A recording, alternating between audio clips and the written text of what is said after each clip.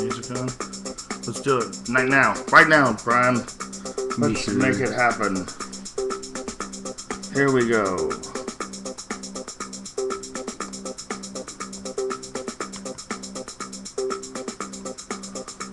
We're here. Ladies and gentlemen, we're live. We've done it faster this time than ever. We're getting better at it. Less fuck-ups, less hiccups. Live from the compound. We started a little bit late today, but it was all my fault.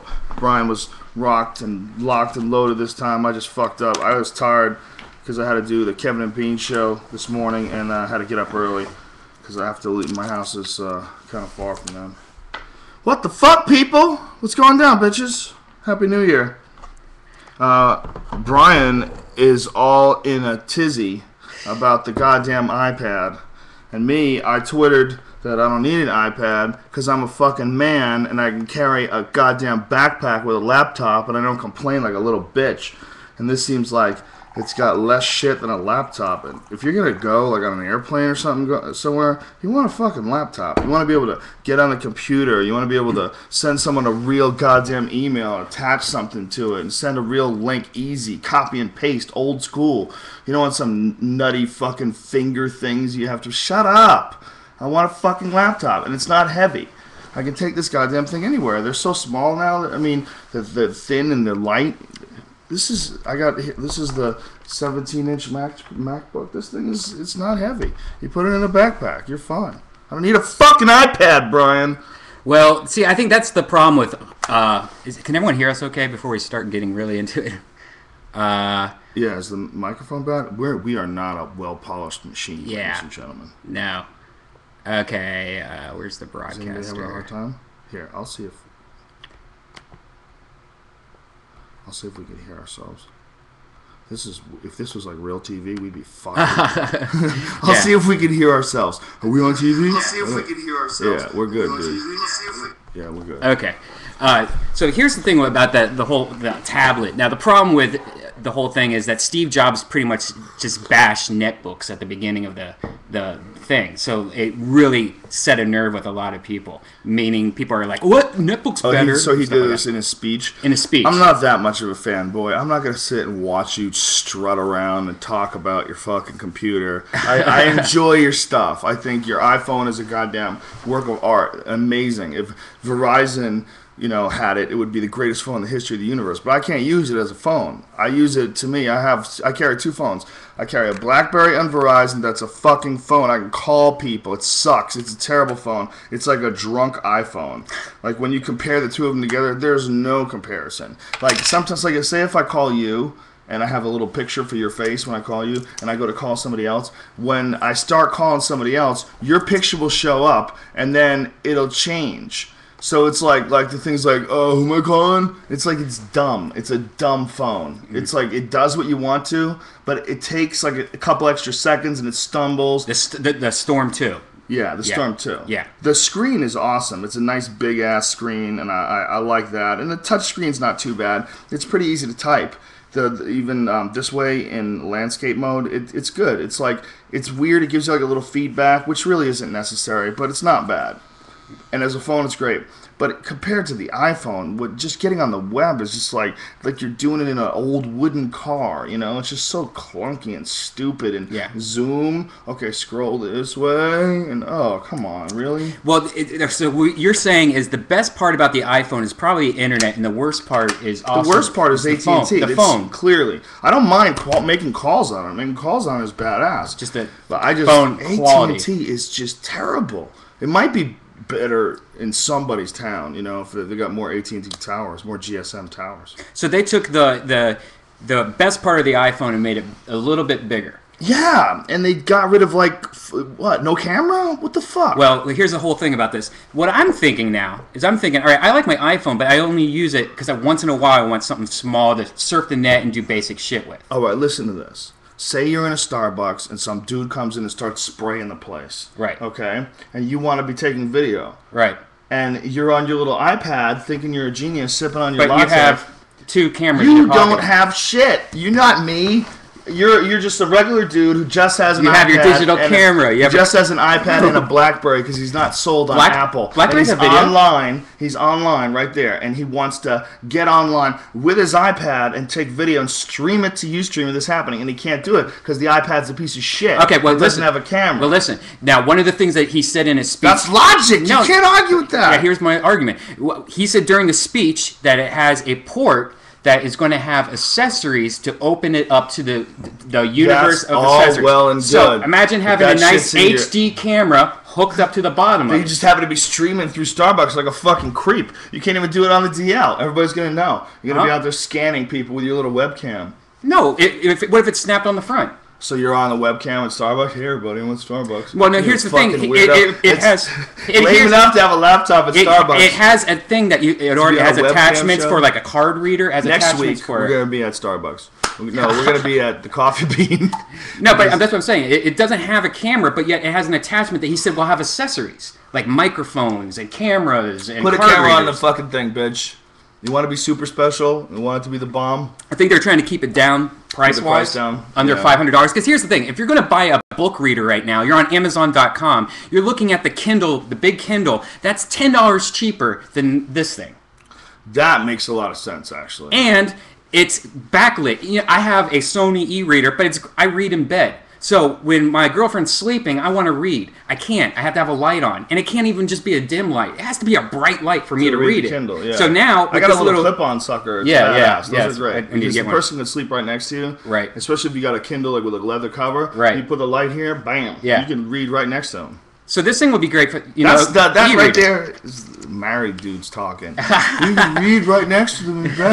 When I was single, I'd be like, well, I guess you can't fucking sleep. Right. You know? Oh, I can't sleep while you're reading a book. Well, maybe the couch would be a better place for you to sleep. Totally. What the fuck are you talking about? Totally.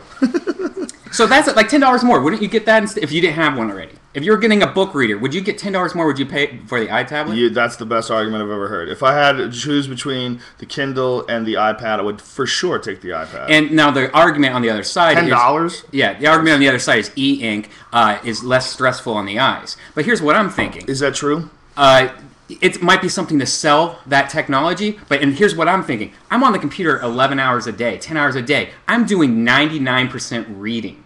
And I've never gone, oh, this hurts my face. No, once in a while. I have noticed that I think, well, it could be also because I'm getting older, but my eyesight is not as good.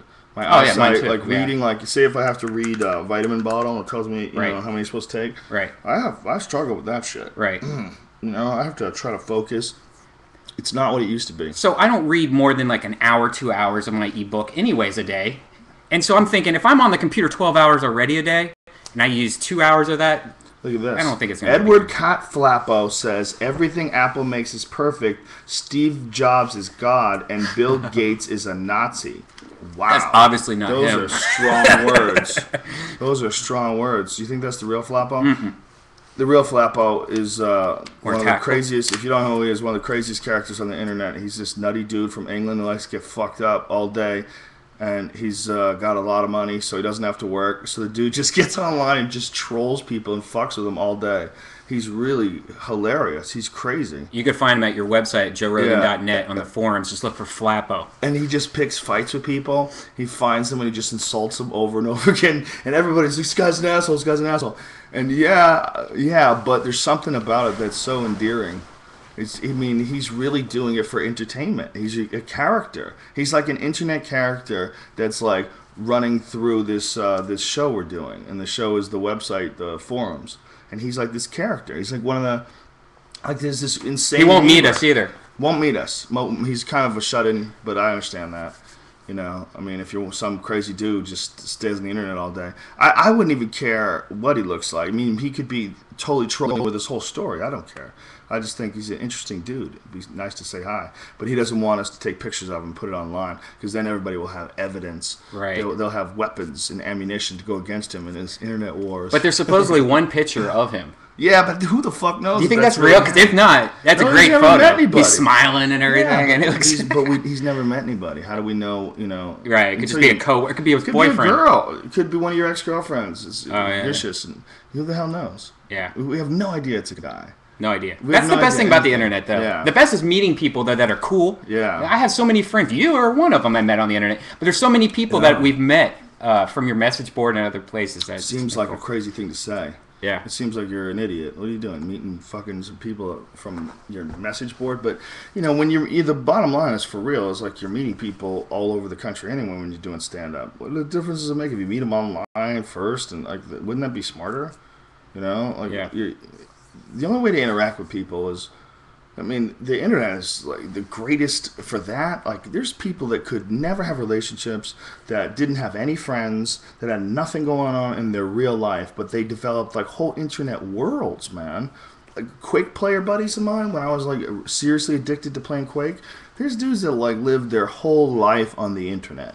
And that's where all their friendships came from. And you get to know people like there. And you know, it's a little more. It sounds crazy when saying that you meet people from the internet, but it's really probably pretty intelligent. Like girls that like use dating sites, they used to be thought of as losers.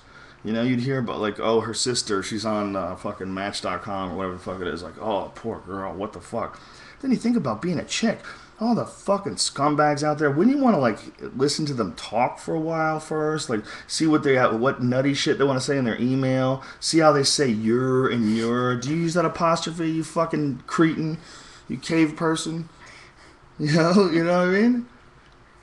It's funny, those dating sites, how many different ones there are. Like JDate is for Jewish people. They have one for people that just have herpes. I forget the name of it. Nice. They have one for like anything you could possibly want. All girls who suck Magic Johnson's dick. That's funny. That's funny. Hey, listen to this guy. This guy says, Joe, ever heard about reverse speech? Everything you say says something in reverse. Now, ordinarily, I would say that's retarded bullshit. But I smoked some marijuana right before we did this broadcast, and I'm like, man, who the hell knows? Maybe. Maybe we just don't know that in language you can reverse it and it can show true intention. Is that possible? By the way, your intonations and... No, I mean, I don't think it is, but maybe it is. What the fuck do I know? Well, you know, things that are possible are so nutty.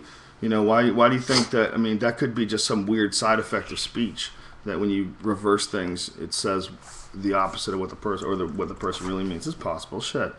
Who the fuck knows?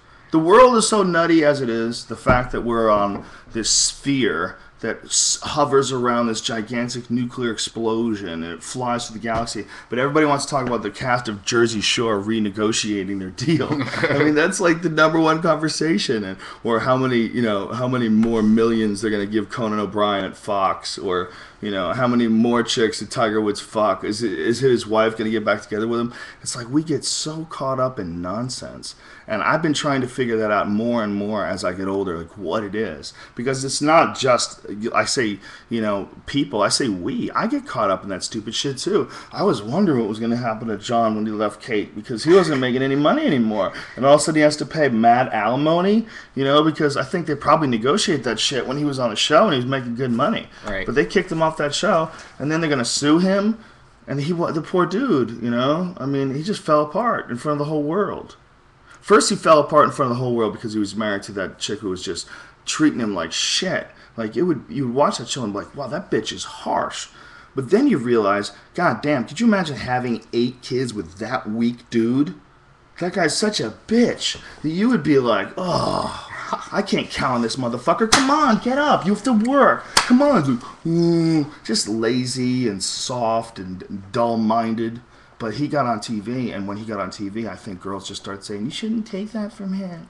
She's a bitch. She doesn't appreciate you. I see you on that show. I think you're so hot. I think you're so cool. Next thing you know, he's in there. Oh, shit, I'm hot and cool. Oh, shit. He didn't realize that he himself had been tricked by fame, just like those poor girls that fucked him. That's how powerful fame is. Fame tricks even the person that has the fame. The worst is that Tila Tequila girl. Oh, she's the best. Every time I hear about her, I just get sick to my stomach. I'm just waiting. She's trying to sell her baby right now. Listen, man, that's all just to get you to pay attention. She's a crafty little wench. Yeah. She's gonna do a porn, I would imagine. I think she already has. I remember having one. It's amazing when they just totally orchestrate sex tapes. You know, like, is there any doubt that the Kim Kardashian sex tape? Have you ever watched it? Yeah. Yeah, there's different cameras. Yeah. I mean, at one point in time... Is it really different cameras? Yes, there's different angles. It's I edited. didn't even check that. I knew it was edited, but I thought the company did it, the production company. And she keeps her bra on, which is very disturbing. Let them titties free. Let them titties free. You don't like the way they look? Oh, come on. Just let them free. She probably doesn't like her nipples.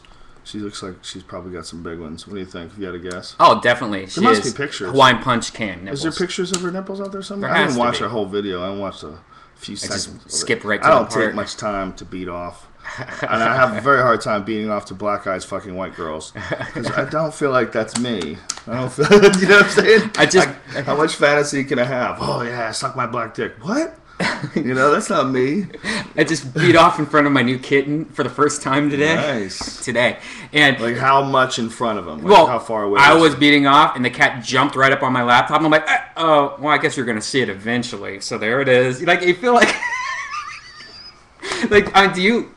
Oh, it's like, I really hope, like, my grandparents, or, like, you find out later that you're, like, your you know, ancestors come back as, like, animals or something that they can watch you, like, you know. Well, like, what are you doing? As long as they can't talk. Deal with it, bitch. Yeah. As long as you can't talk. Remember Joey's joke about jerking off in front of the cat? And he's about to come, and the cat's doing this on the... And he goes, move, gato, move! Gato! It's weird how, like, cats used to be worshipped back in the days. Yeah, what do you think that's all about? And what if there's something to a cat that we just don't know and it was lost in transition? You know, like no one ever wrote it down. Like, oh, by the way, if you look at the cat's eyes every day at midnight, you can talk to it. Well, you know what trips me out about, like, Egyptians worshipping cats? It's like they were so good at making things. Like, I wonder what they were really like. Because we don't really have any idea about their culture. Like, translating their language over to English, it's all so tricky, and the hieroglyphs, and you know, they don't really know how far back their history goes, because there's like John Anthony West, that guy thinks that their history goes back like 30,000 years, and he even has hieroglyphs that prove it. But they were so smart when it came to constructing things. I wonder what they were like, you know, socially, you know? Yeah, like just like sitting around talking to them. Yeah. You know, it's really kind of crazy when you think about what those people pulled off, and that was like supposedly 2,500 years before Christ, before zero. That's incredible. And they were worshiping cats. Like, maybe they know something. Yeah, there's something with cats. I mean, how fucking smart were they? I mean, I would like to know how smart they were. Maybe they were just completely retarded and just really know how to build things, and they were just right. And that's why their culture just sucked. But I don't think so, because people like I think Socrates and Herodotus. Herodotus went over from What? No, there's the that right. You just charged in here. Well, this cat is very emotional, man. Sometimes, come here, Spaz. Yeah. She would get mad because we got another cat. Yeah, I'm going to. And she started peeing on shit. Speaking of, the other cat just walks in right when you said that. Oliver, come here, buddy.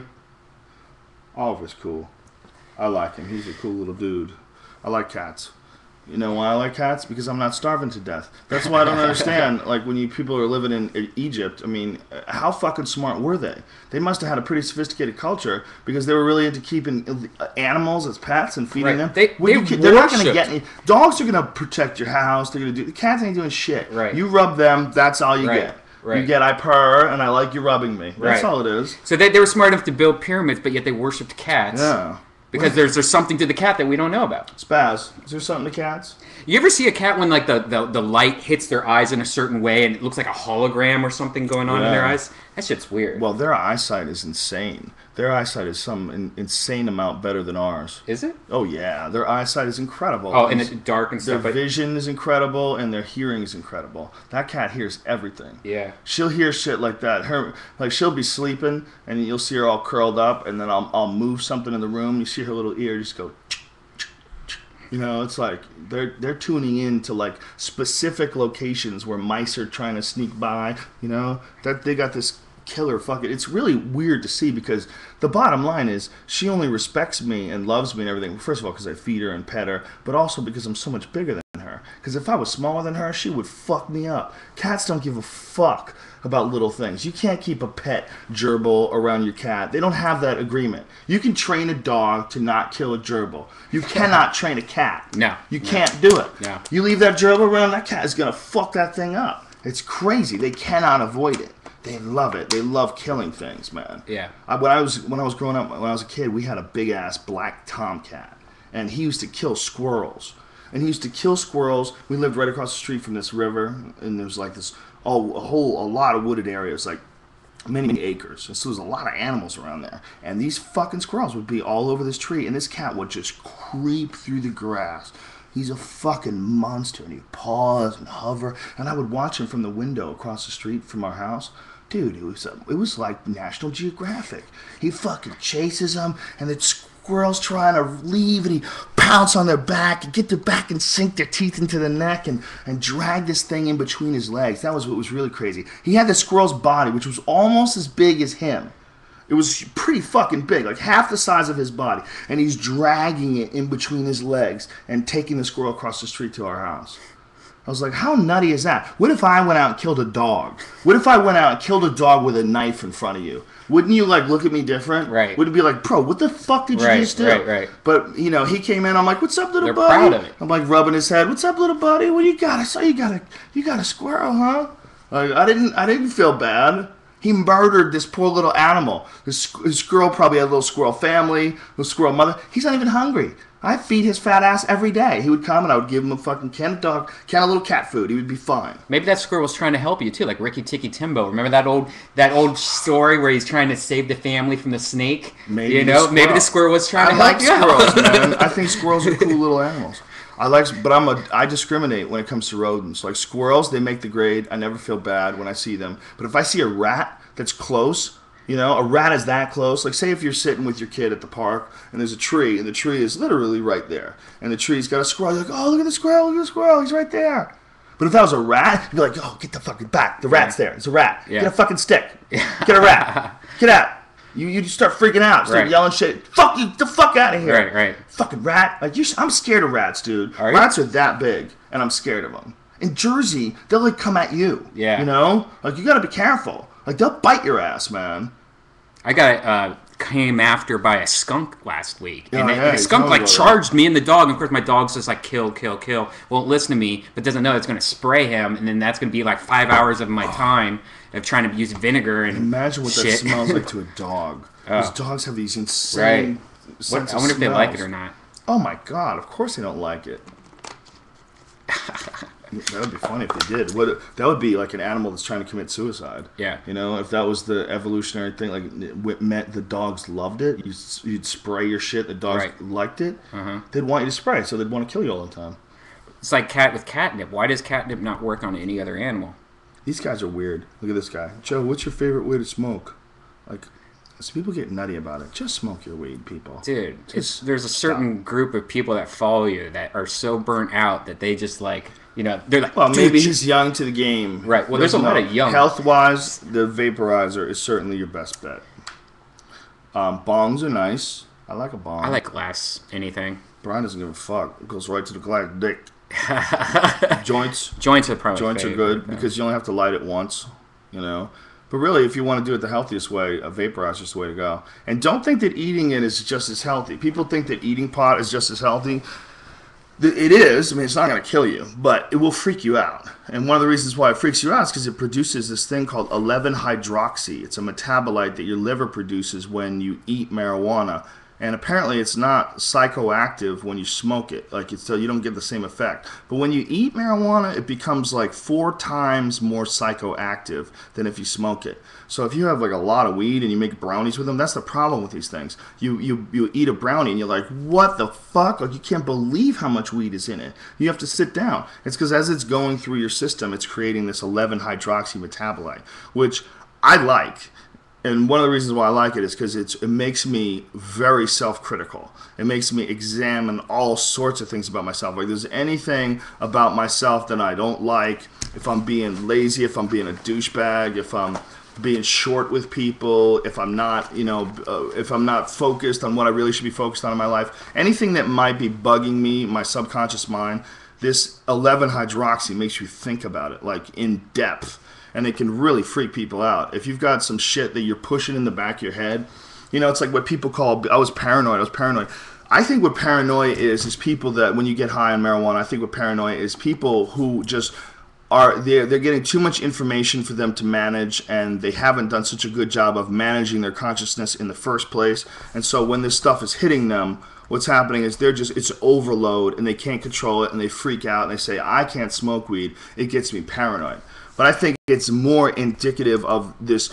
You don't really know how you feel about yourself. You don't really know how you feel about life. You're looking at life through barriers because you're trying to not see everything, because you're trying to focus on one particular thing with your life, or trying to get your shit together, and you don't realize how many things about your life really are freaking you out and bothering you until you smoke pot, and pot just makes you examine them. You know, we as people, we like to avoid shit that bugs us. It's like when people like overeat to get over some childhood molestation, they don't even fucking realize what they're doing. They're just distracting themselves with something else. You know, I think we do shit like that all the time. Don't you think? Mm-hmm. I kind of lost you there halfway through. I lost me. We're talking about, listen, be careful with your weed. That's all I'm saying. Being paranoid is a good thing. It's for real. It is. I mean, the experience of being paranoid when you smoke weed, it's to get you to look at yourself. It's to get you to look at life. It's you're not looking at it all as clearly as you could. And those jolts of perception you misinterpret as paranoia. Like, what you're doing is just dealing with the information that's already been there. Just the fact that you're this fleshy, temporary, soft, mushy creature that is literally connected with nothing above your head except gases and air, and then fucking space, and above that there's asteroids and planets and fucking giant nuclear explosions and suns, and it's all right there. And you're just this thing that doesn't exactly know what it's doing, and is kind of like going along with the flow of everybody else and sitting in traffic like everybody else, hoping that someone of us is like guiding this thing. But they're not. No one's guiding shit. And that is, if you're not thinking about that, if you haven't addressed that as a human being, and you start eating fucking pot brownies, that shit will club you over the head. You'll freak out. You'll be scared. You'll curl into a fetal position. You know, what life really is frightening to people, and marijuana will expose the fuck out of that. Expose what it really is. You know, this is not a goddamn movie. That's the problem. We are living life like it is a movie, because we really are programmed by culture. I mean, I love movies, don't get me wrong. I love CDs, I love songs, I love all forms of expression, all entertaining forms of expression, except dance. Dance like musicals, that doesn't mean shit to me. When I see choreographed dancing, I'm like, oh, you're moving together? Yeah, it's probably hard to do. You don't like musical movies at all, or South Park musicals? That was a beautiful musical. Yeah, it was beautiful. That was awesome. They need to make a new South Park movie. What the fuck? Except all the Canadians must have been very pissed, right? They're always pissed. Right now, gingers are pissed. Have you seen that ginger video? No, is that when people are beating up redheaded kids? Well, no, this kid who's a redheaded. That's fucked up, man. This kid who's a redheaded has his whole speech. Where did that come from? South Park. That's crazy. That's sad. That makes because there's sad. An episode where like gingers were like, right. Cartman's like, what's happening to this ginger? But some kid like right, the they're kids mimicking South Park. It was like hit a ginger day, and kids were hitting them all day, right? Right, they're mimicking South Park. Well, I mean that's nothing new. When you're in high school, or they're looking for an school. excuse to beat the fuck out of people. people. Right. So the video is this redheaded guy that gives like a speech for 4 minutes, and it's kind of like Leave Britney Alone style, and you don't want he brings up God and religion through it and stuff, and it's just you sit there like terrified of this guy. Not bad for him. I was just terrified of him.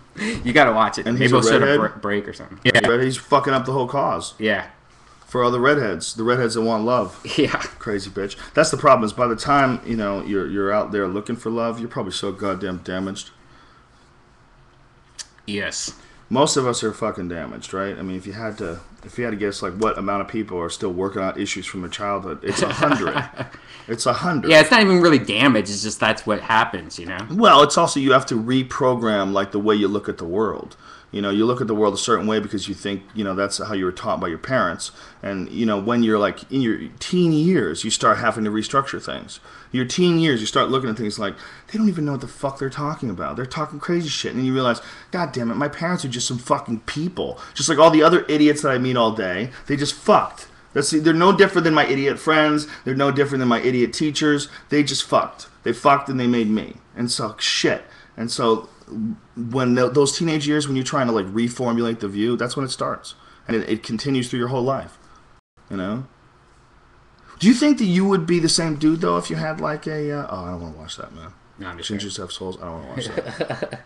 Do you think you would be the same dude if you had a perfect childhood? No, I think it's just like your whole theory about like you are how you lived. You know, everyone starts off the same person pretty much, and just every single little thing kind of builds to it. I kind of believe that. You know, it's like if you roll down the hill, you're gonna in a mud, you're gonna look different than the person next to you. Yeah, that's why people really have to have compassion, because you know, if we really are all the same thing. This is my theory if you haven't heard it before, and I had this when I was ate some pot and I was on a boat in Hawaii, and I was on this boat, and we were fishing, and there was dolphins that were next to the boat. The dolphins were playing with us. They would get by the boat and they would jump up in the air, and we would go, whoa! And every time they jump up in the air, we go, what's up, what's up, what's up, dolphin? And when we would do that, they would get excited. And so they were like showing off. They were like communicating with us. I was like, God damn, they're so conscious. And I started thinking about it, like they're responding to us. I'm like, I wonder what life must be like, what consciousness must be like for the dolphin. And I wonder if it's similar to humans. And I wonder if it's the same. I was thinking, I wonder if they have the exact same consciousness. It's just filtered through an entirely different environment, a totally different skin. You know, you're in a fish's body, and a totally different way of communicating, a totally different language that's almost indecipherable. But what if it's exactly the same thing? The inside, the consciousness. And then I thought about it. I'm like, oh my God, like what if that's the case with people? What if we are all exactly the same thing? We just are transmitted through different biological filters, different life experiences, different childhoods, different everything, different bad genetic rolls of the dice. I mean, people are born with different ailments and diseases, and people are born crippled. You know, the reason why you're supposed to have compassion is that easily could have been you. It's just like a filter that the consciousness is going through, but the consciousness is one thing. It's all the same. You are just like me. It's just like, and your uniqueness has to do with your biology and your interpretations of your experiences as you're growing up. You know, your unique personality, your unique personality that everybody talks about when you're a child could easily be attributed to what kind of machine you're running. You know, let me tell you something. Everybody's biology is different. You know that if you watch porn. Right? There's people that were blessed with gigantic dicks, and there's poor dudes with little tiny dicks, and there's girls with incredible bodies, and there's other girls that like whatever, no matter what they do, they can't lose that last 20 pounds. Like that's just fact. That is what it is. You're born with, there's variables. Like there's variables with oranges. You'll see one orange that's big and another one that's not so big. They're not all the same. And these various chemicals. And then on top of these various chemicals that are all in balance, all these different hormones, but on top of that, then it's like, how does this particular model interact with its environment? Your own unique experiences. I mean, how many times have you seen something your friends didn't and it fucked you up for the rest of the day? You know, like you see someone get hit by a car, or you see something, and then you have the same friends, you go through the same, and all of a sudden you don't want to hang out with them anymore. You think that things are frivolous. You think they're being retarded. You know, you hear about a girl getting raped, and you're the one who freaks out. And it's one, you see one thing, and it will set you off in a certain direction. Yep. And it's like, so who the fuck knows what your personality is? You know, who the fuck knows how much of it is your body, how much of it is your experiences, how much of it is what you learned from your parents, and how much of theirs is the same shit. How much of your personality is really just you reacting and saying what you have to say and doing what you have to do to get by in your environment. But at the core of everybody, from fucking serial killers to the most compassionate people on earth, it's very likely that the consciousness is the same. Male, female, that's all biological. It's very logical that the thinking, it's very possible that the root of it all, when you think about yourself as you, that it's all the same. That's nuts. That's nuts. Somehow cats involved with that. Those cats, they're on some shit. They're onto some shit. Yeah, that's really interesting because then when there's like personality tests on websites, like those dating websites we were talking about, so like you take personality tests, so you're all trying to take a test that's based on what? So, you know, the person, you know, like, Right. you know, how do they know? It's Those kind of personality tests are stupid as fuck. That's just like the same people that have glitter tags on their MySpace pages. tags. You know, what are you taking? You don't know what your fucking personality is like? Why don't you go sit down in the grass by yourself and think about shit? You know, take a goddamn meditation class. At a certain point in time, as a human being, you become responsible for your own biology. You know, and that's what we don't teach people. What we need to teach kids in school, there needs to be, you know, you have math and you have English, and these are all very important subjects, but what we also need is how to manage your mind, how to think correctly, how to, when something comes up in your life, how to deal with it and turn it into something to your advantage, how not to go into a negative spiral and have your whole fucking life fall apart because of one thing. And it's very important. The people learn how to think, how to control your mind. You know, and how many people actually do that? It's not that many, right? I mean, it's not that many people really know how to think. You know, how to think positively, how to affect the people around you as positively as you can, how to move your life into the way, you know, move your life into a healthy place. Very hard to do. It's because we're all starting from scratch. You know, we're all starting from scratch. We're all trying to read books. We're never taught that shit in school. I mean, if they really want to teach you how to be a good employee, how to, you know, make a good living, that's you being a better person, being better at being a person, being better at managing your life is very important. They should be teaching kids how to think correctly, like early in school, and they should have discipline. And I don't mean discipline by like, you know, do what everybody tells you to do. That's not discipline. What discipline is you have to do a certain amount. You have to do something, like do anything that's really hard, like whether it's swimming or archery or, you know, playing chess or, you know, doing jiu-jitsu. For kids, having something that's difficult to do is very important. They need to be pushed. You know, it's very, very important. You can develop so much more of who you are if you've already pushed your boundaries. If you've been lazy your whole life, it's so hard to get out of not being lazy anymore. And this is all shit that they should be teaching in school, man. They should totally be teaching that shit in school. You know, and it's not just history. You know, when I was a kid, they fucking taught us Columbus discovered America. You know, that was still being taught. And now we know for a fact he didn't. I think it still is, isn't it? I don't think so, dude. Really? I mean, he's still, it's celebrated Columbus Day, but I think now they say he landed in the West Indies. Let's read some questions, ladies and gentlemen. Are we serious about that dolphin stuff? Yeah, man. Dolphins rape other dolphins. Oh, I know they do. They do.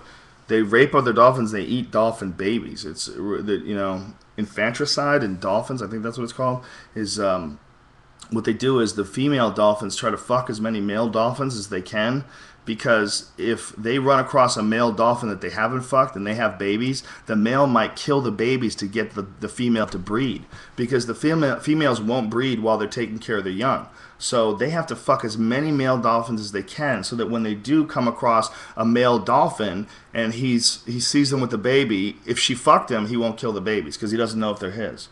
It's crazy. Humans, you know, rape and kill babies too, so yeah. I mean, we don't do it in such large numbers as dolphins, though. I mean, dolphins do it like kind of like as a matter of, you know. Yeah, but they're more bored. They're in the water all day. Like, what the fuck? We don't have an iPhone. I don't think it's that they're bored. I think it's that, see, they can't affect their environment. We see evolution in dolphins, and it's in a very strange scale. It's very much different than ours. It's like they're super intelligent and cognitive.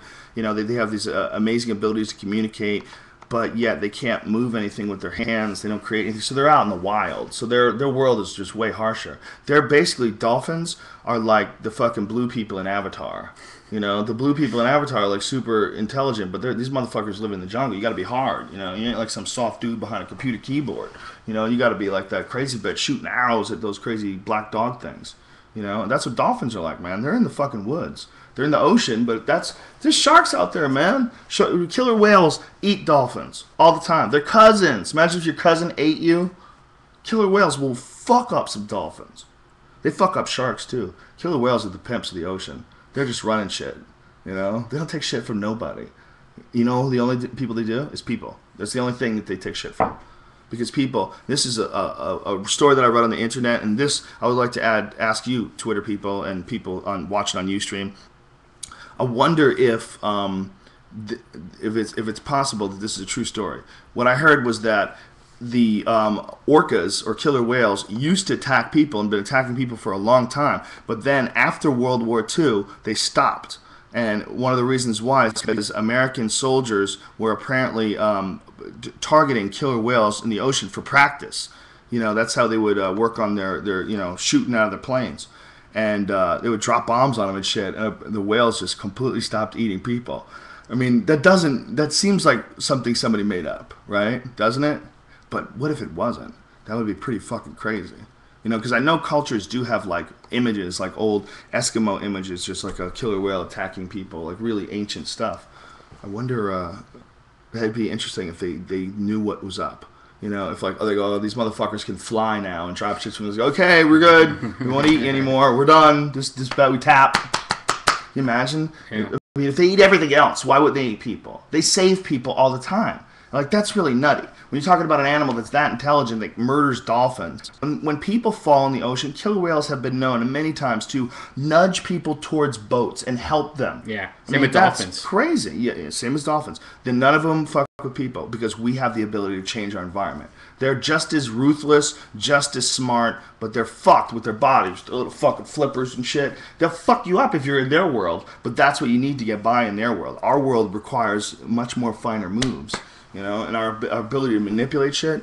Like, have things gone just a little bit different in evolution, if you believe in evolution? You know, the dolphins they could easily be bred and shit. The killer whales and the dolphins. Imagine if there was something like that with us. If those are all the same intelligence, imagine if there's something like that with us, like some giant trolls that were just as smart as us and would come in and kill people. Just show up at your village and start eating us and just jacking us. Well, that is happening. That's us and monkeys. Beowulf. Well, that's us and monkeys. If you look at, like, African countries, totally. Bush meat, you see they sell chimpanzee hands as ashtrays and shit. Yeah. They just go into the forest and fuck those things up and eat them. Yeah. You know? That's pretty crazy when you think about it. What if there's something like that with us? Woo! That could happen, man. Don't think it can happen. Well, wouldn't, like... yeah. Could you fucking imagine? I mean, there are predators on humans if you're around them. Yeah, like tigers and stuff. And yeah, but you know, for the most part, they're not intelligent. These fucking things are intelligent. Killer whales are just as smart as dolphins. They're genius. Yeah, they're like as smart as humans, supposedly. Well, if that's the case, man, could you imagine something as smart as people but giant and likes to eat us? Robots. No, that's what it's going to be. We're going to build, or we're going to build our enemy. Our predator. We're going to build our predator. Some new monster's going to come from the sky. Yeah, we would never be able to get to this point. The reason why we've got to this point, culture or with technology and with our inventions and all this shit, the reason why is because no one's been eating us. We've had all this downtime, to come up with things. Because otherwise, we would have never gotten to this point. You'd never be comfortable enough to sit around crunching algorithms, trying to figure out how to make a Pentium processor. You would never get to that point. You'd be constantly running from the giant troll people that want to eat your asshole. You know? They would just kill people. And the way chimps eat monkeys, you ever watch the way chimps eat monkeys? Yeah, they like tear them apart. They eat them while they're alive. Oh, yeah. They don't kill them. That's a weird thing about it. Predators seem to kill people and then eat them. Like big cats, animals that like kill things for a living. You know, like big cats, they only eat grass so they can throw up. That's all they do. And these animals, when they catch something, it's very important that they kill it. So they just grab them by the neck and jack them immediately. But like chimps don't do that. Chimps eat berries. They eat all kinds of shit. They're omnivores. They can eat meat or vegetables and fruits. So when they kill monkeys, which is like their favorite shit to do, they love monkeys. They love to eat them, and they have all these elaborate traps where they you can see them online. We'll find you the YouTube clip. I'll find it right now because it's pretty fucking trippy. It's YouTube. I'm just going to YouTube chimps eat monkeys. And my point is, they eat them alive, man. They eat them alive. They rip them apart. They don't kill them first. And same thing with bears. Bears, you ever see like a bear when it, like that's the thing about that Timothy Treadwell dude, that dude from Grizzly Man? The fucking video, or the video is, there's a cap on the video when the bear ate him, but the audio is there. And the audio was 7 minutes long! 7 minutes long. Why is that not leaked yet? 7 minutes, because the woman who was his girlfriend didn't want it to leak. If you haven't seen Grizzly Man, you must see Grizzly Man. It's one of the most genius fucking movies ever, and it's like a subtle comedy. It's so hard to describe. This guy was so insane, and he was living with bears. And the way it's edited together, and Werner Herzog is typically not known for making funny movies, right? He's like a serious director. Right. I don't think he meant to make this funny. No. But this guy's so ridiculous. He's... look, a bear. Hey, come here. He's gayer than Ricky Martin in a room full of dicks. He's this guy's so gay, and he's like out there in the woods with a camera going, if I was gay, I could just meet a girl, and or could he meet a guy in a restroom, we could just hook up, but I'm not gay, so what do I do? Yeah, he kept on bringing it up. It would do it in specifics, like I just go to a rest stop. Right. Like, what? That was a great movie. I need to rewatch Fantastic movie. Grizzly Man. You have to see it. But this guy was like really into saving the grizzly bear, so he's up there in Alaska, and he's like, the fucking park rangers, none of these motherfuckers, I'm out here saving him every day. And the bears are looking like, who is this crazy bitch? Like, he wasn't doing anything. He was letting people know the bears were there, but they knew bears were there. Like, he wasn't saving them. They're in a national park, Right. Occasionally there's poaching, but that's going to happen everywhere. They're not going to not poach because you're there, stupid. Okay, here, chimps killing and eating a monkey. I'm going to take this. Yeah, this is the one. It's ruthless. Woo. I'll take this link and I'll throw it up on Twitter right now for my peepos.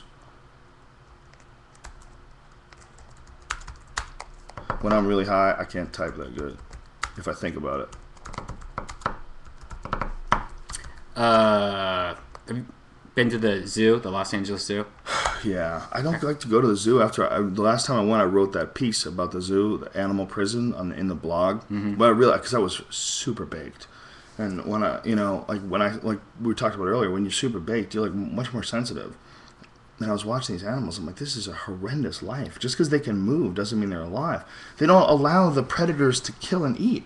That's like they take you away, and you can't talk to people ever again. You get locked up in a room by yourself, and something else other than you has to stare at you. Right. And then you don't get to the one pleasure that animals that are predators get. I mean, the reason why they go after the kill, it must be orgasmic. I mean, it's what they need to stay alive, and they're doing it with their mouth, and they're feeling the life leave the animal. And, I mean, it's imperative for them to be really awesome at killing things in order for them to survive. So must that feel like to them? It must be incredible. I mean, it feels good for us to fuck, and there's so many of us, it's like it's not even important if we fuck. You know what I'm saying? But your body is so programmed by all the years of evolution to think that it's very, very important to make new human beings. So you get this fantastic reward when you fuck. It just feels so good. And what it really is just nature trying to trick you. Nature making sure that you're rewarded for doing what you have to do to stay alive and to continue the race. Well, with a jaguar, every day you have to kill some shit. The physical rush, the sensation of chasing something down as it's running through the forest, and you're not sure if you're going to get it, and sometimes they get away, and bam! You got that motherfucker right by the neck, and you feel its heart beating, its legs are kicking, and you just put that little antelope down. That must be fantastic.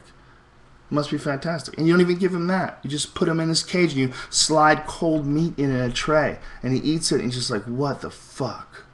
What the fuck did I do to deserve this? Yeah. I mean, if you're going to keep them around, I could see the argument much more to kill all the predators than I could to keep any of them around in cages. Jail, yeah. Because I could see, like you're saying, listen, we're going to get some video of all these animals that can eat us. We'll get some nice video, documented, a bunch of different formats, MPEG, MOV, put on iPhone, and then we're going to kill them. We're going to kill all of them, anything that kills us. But what if they were to do it like they had a huge, open, crazy space, and they made it kind of like fun and everything that they would want, but then they would like throw in like, oh, here's a cow into the situation. Well, Yeah, no. Yeah, I don't know. I don't think you want them. The problem is people don't want to see that shit. I mean at night or something. How about in the day? I mean, if you're going to do it, HD, if you really want to teach children, why is it okay? It's kind of funny because why is it okay to watch something like that on the National Geographic show or on Discovery Channel? They show you all the time. Have you ever seen Relentless Enemies? Maybe. I'm pretty sure it's called Relentless Enemies. It's a fucking amazing documentary about these lions in Africa that are supersized. They look like cartoon lions. They're like giant Mike Tyson lions. It's so ridiculous. And the females are bigger than normal African male lions, or as big, if not bigger, than normal African male lions, which is unprecedented. I mean, it never exists. These fucking lions are gigantic. And the reason why they're gigantic is because the river where they live changed course about 100 years ago. And it may not even be 100. It might have been more recent than that. I'll have to look it up. But they got stuck on this one island with water buffalo. Only water buffalo. So in order to survive, they had to only kill the toughest thing to kill. So these giant fucking water buffaloes are dangerous as fuck. They're super powerful. They got these giant horns, and they'll come at you and stomp your ass. And they get broken legs, and they can't hunt again. And then they're fucked, and they starve to death. So it's a fucking dangerous proposition. Well, these tigers got gigantic because of it. They got fucking huge. And it's really fascinating, man. Really fascinating to watch them, try to figure out how they're going to take out these water buffalo. And they're just so much bigger than regular lions. It's crazy to watch, man. Really, really intense documentary. You're a huge documentary. How many documentaries a day do you watch? 2, 3? I watch a lot of them, yeah. Is it because you're just like science? Have you always liked science? Or I do. I just get fascinated by shit, man. Just the fact that exists. I mean, how many people out there knew? I bet a lot of you guys knew about those lions in Africa. But, you talk to, because you're on the internet and shit, and you're savvy enough to be on the Ustream. But how many fucking people really, know anything about the animal world or space or, you start seeing things about, like, hypernovas. They blow up, like, everything, like, within, 100 million fucking light years, and everything gets cooked, and they happen all the time throughout the galaxy, and you're like, what?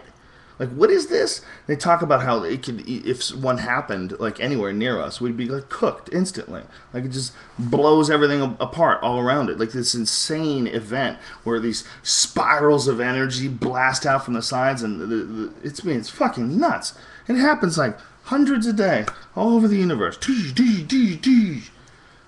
It's like, to not be into documentaries, to me, seems way crazier than to be into them. There's so much nutty shit going on out there, and no one cares, The new season of Lost is ready about to start. I can't wait. I really can't wait for that, though. I'm jonesing, dude. Every time I see that commercial, I'm just like, oh, God, there was 1 second of a new. The documentary on the lions, folks, I think it's called Relentless Enemies. Let me check right now. What is that thing? Are you saying you have to smoke cigarettes? Oh, no. I'm jonesing for Lost. Oh. But, did you hear somebody died by, this is how dumb somebody was. Went to go get the nicotine patches, and they wanted to quit smoking faster, so they put every single one of the nicotine patches on their body that, you get a box of them. And they thought that if they put more patches on their body, they would People suck. And here's how I can... I can show you this right here. It's called Relentless Enemies, is the documentary on the lions. Now, this is how bad people suck. This fucking guy, Dr. Levent Cackmore, film guy. Amazon.com. He says, how could someone mess up such a great documentary film in such a way? I hope National Geographic does something about it and we can buy it again. I tried a couple different HD DVD. Oh, okay. All right. He's saying, this guy's saying that no, he's saying that the DVD he got was faulty. Any of the other ones over there? But yeah, it's fucking amazing. It's amazing. Oh, it's saying we will not play on Xbox. Yeah, it's DVD player. See, and that's the problem with digital media is pretty huge right now. Yeah, I saw somebody bashing iTunes the other day. And everyone's saying this. It doesn't play. Wow, 2 out of 3 are saying these 3 reviews that are on the front page. Anyway, the documentary itself, if these poor guys could get their DVD to work, it's fucking incredible. I mean, it just shows you how quickly life can adapt. There's these, the Amazon rainforest has only existed, not in the Amazon, rather the Congo, has only existed in that form for like a few thousand years. And thousands of years before that, it was like grasslands. So there's animals that are trapped inside the Congo that are animals that like live on the grass plains. Like rhinos are trapped in there, and deer and antelope. And there's one little antelope that has developed the ability to swim underwater because the Congo is filled with water. Developed the ability to swim underwater up to 100 yards, and it eats fish. And it's a fucking antelope. And it's got these little short-ass legs because evolution dictated that this animal change. I mean, and that happened over 2,000 years. There's a fish in the Amazon that comes out of the fucking water and walks. That shit's awesome.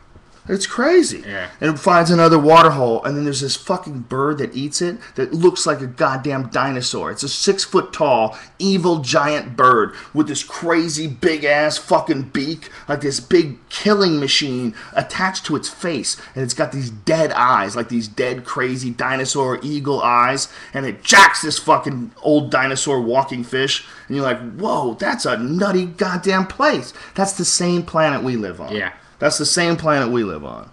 You ever see that old video of like the eagle like killing all those goats, like throwing them over the cliff? Off the cliffs. Oh, that shit's awesome. This eagle just is like on top of a cliff, and there's all these goats, and it's just like grabbing them and throwing them off the cliff so that they would die and eat them at the bottom. And it could barely carry them, but it's dragging them. Like it's like it doing it on purpose. It couldn't kill them if it was just on flat land. It knows it's going to kill them by dragging them off the rock. I mean, that's incredible. Yeah, birds are smart too, man. Like the whatever those blackbirds are, ravens, Crows are super smart. Yeah, where they use tools. Yeah, have you seen that? Yeah.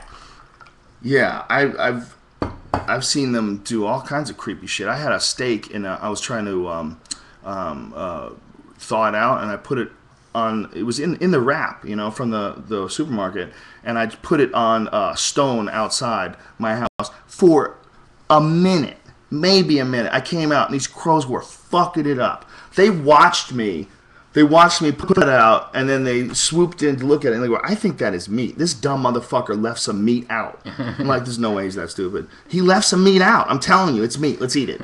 And they landed on it and just started fucking it up. And I came out, there was 2 of them just fucking up the steak. Wow. They're so clever. That's craziness. A rat wouldn't have seen it. No. A flying rat even. A flying rat. Like a pigeon. Can you imagine if we had flying rats around here, how horrible that would be? We did with pigeons. Pigeons are like flying rats. Unless you raise them yourself, then they're cute. I've been putting bird feed out lately out in my backyard, and the bird feed I put out attracts these little canaries, and now I have just little canaries everywhere. I've never, in Ohio, they don't have canaries, or at least I've never seen them. This fellow is very specific. Have either of you guys tried JWHO1? Yeah, I heard about this the other day. What is it? It's there's a topic on your form about it. I can't remember. What is this? Oh my god.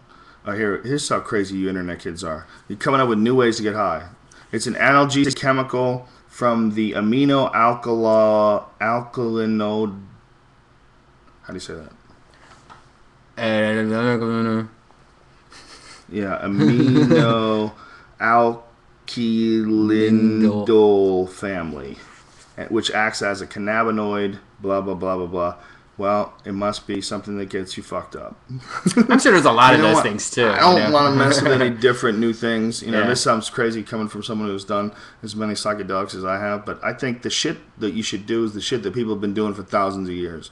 You can't go wrong with San Pedro cactus. You can't go wrong with cannabis mushrooms. You can't go wrong with those things. Ayahuasca, you can't go wrong. I mean, you can go wrong. You lose your fucking marbles. Don't listen to me. What I'm saying is, new stuff like hey man, try this new shit. Scientists fucking in NASA labs, man, they just came up with it. No, don't do anything that people haven't been doing in a long time. Don't fuck with some new shit that they just invented to do weed tests, and you smoke it, and it makes you want to fuck animals. Who the hell knows? For all the old Indians, they were the beta testers. Yes, exactly. They were down with peyote. That was their shit. The San Pedro cactus, the mescaline. I've never done that. Have you ever done that? Mm-mm. See, it's crazy that these things are illegal. I mean, Bill Hicks had a great line about that. Like, isn't there something fucked up about making nature against the law? Which is totally true. I mean, how can you tell someone that they can't have a life form that exists naturally on this planet? Whether it's cannabis or mushrooms or, anything that grows naturally. You can buy, and it's only anything that affects your consciousness. You can buy stuff that's poisonous. Like, you can legally have a bunch of different plants that can kill you. A bunch of different plants.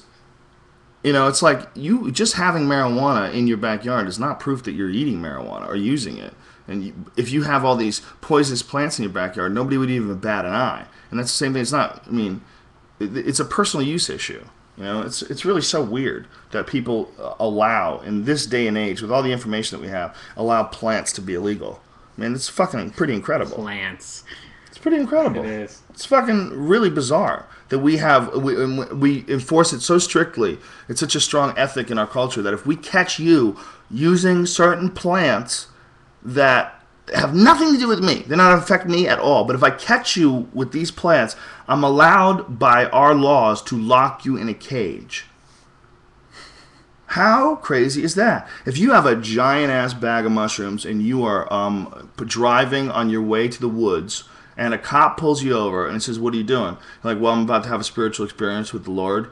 The cop will go, "What the fuck are you talking about?" "Well, I have these mushrooms that I'm going to go out to." "Get the fuck out of the car. Get out of the car." He'll handcuff you. "You fucking idiot. You're telling me about this?" "I'm just letting you know, man. Nature is, it's natural. It grows on the earth. Shut the fuck up. Shut up. I don't want to hear it. I don't want to hear your hippie bullshit. Right. Get in the fucking car." I just hit the mother load with this stupid fuck. This guy told me he had mushrooms on him. How high is he? Ha ha ha ha ha. And then, "You want to eat? Yeah, let's go to Sally's." And then they meet up and they feel good for locking this guy in a cage for having plants on him. Yeah. That's bizarre. 2010, that's strange. I mean, it's very hard to believe that that's the case.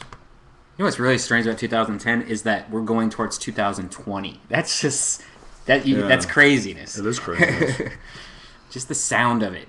This guy says it's because of money, though. Yeah, it's definitely because of money. But it's amazing. You know, here's the best example of how it's for sure politicians are whores. Best example. Nobody talks about cigarettes. If Al-Qaeda was killing 400,000 people in America every year, holy shit would the war against Al-Qaeda heat up. It would be gigantic. As it is, they're killing people, most of them that they've killed, you know, unless you listen to Alex Jones, is the government. But most of them are in other countries. I mean, in this country alone, Al-Qaeda's not over here jacking people. But cigarettes are. Cigarettes kill 400,000 people a year. I mean, to compare something you use for personal use to Al-Qaeda is ridiculous. Absolutely. But my point is, like, it's very dangerous. Marijuana doesn't do that. Even alcohol doesn't kill that many people. Think about how fucked up alcohol gets you. And alcohol poisoning or alcohol deaths, it's not nearly as high as cigarettes. Cigarettes is a motherfucker. And it's so hard to kick, right? Mm-hmm. You went back on him, right? Yeah.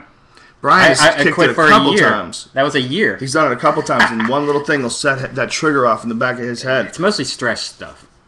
It's horrible. But meanwhile, it's totally legal. And did we talk about the OxyContin Express last week? Yeah. We did, right? Yeah.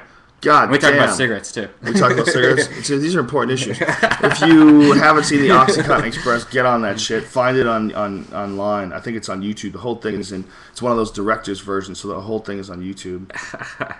So this weekend you're at the Ice House. Yeah, oh yeah. We're doing comedy this weekend. Bitch is making it happen. Who's going to be Joey Diaz? Yeah, at the Ice House in Pasadena. This Friday, we're doing 2 shows there, and Saturday, we're doing 2 shows. Nice. This guy says, DMT is not easy to extract. Well, you ain't no super secret scientist, are you?